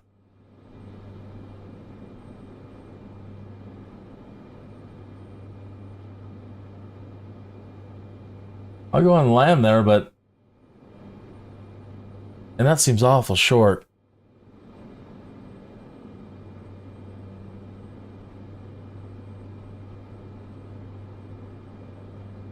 We're moving... And we're moving slow, too, but it seems, again, when you come in for a landing, then everything speeds up.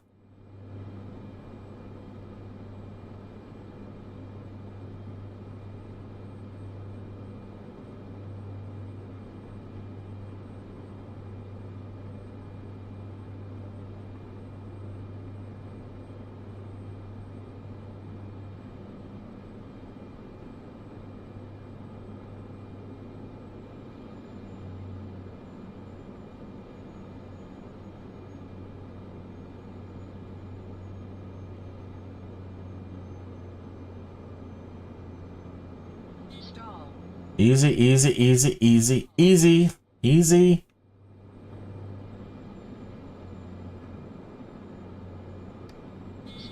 Son of a bitch. 5 hours and 30 minutes and I botch another landing. That's 2 live streams in a row, 2 crap landings.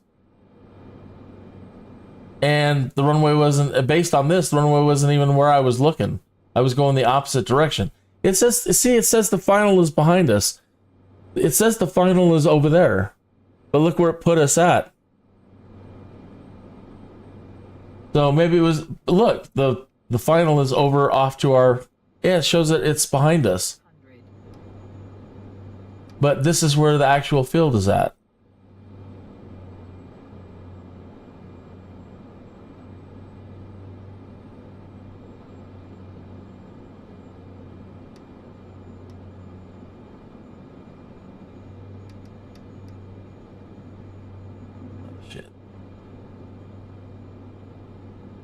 Man, same with before, just gliding, can't come down.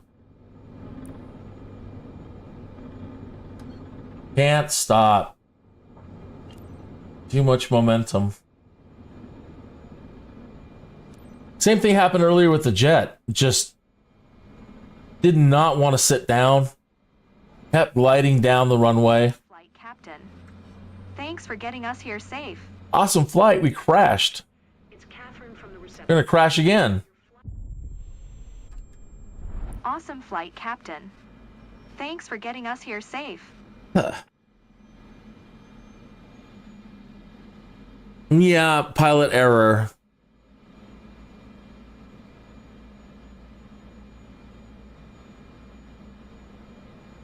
Well, you win some and you lose some.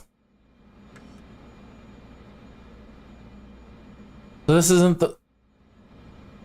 So we missed a waypoint. We're supposed to fly to Robinson and stop the aircraft. What the hell?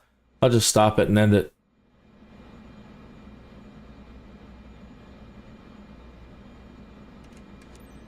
Oh, that's so heartbreaking when you do a long flight and you botch it. So for all the good I did, rolling good and not putting us into any peril, my doom was at the end. She was really hard to control. She would not sit down. I had it lined up pretty good.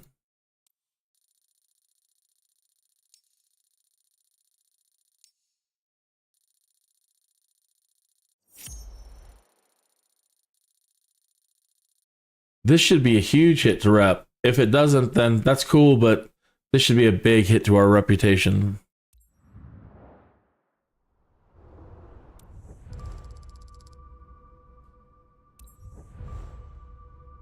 Yeah. Yeah, see? Huge. But I deserved it. I totally screwed up. That's what I get. It's so hard to build up your rep, too. You have to really do stellar. It just inches up little by little by little by little. And a hit like that, that's all of this last week's worth of work.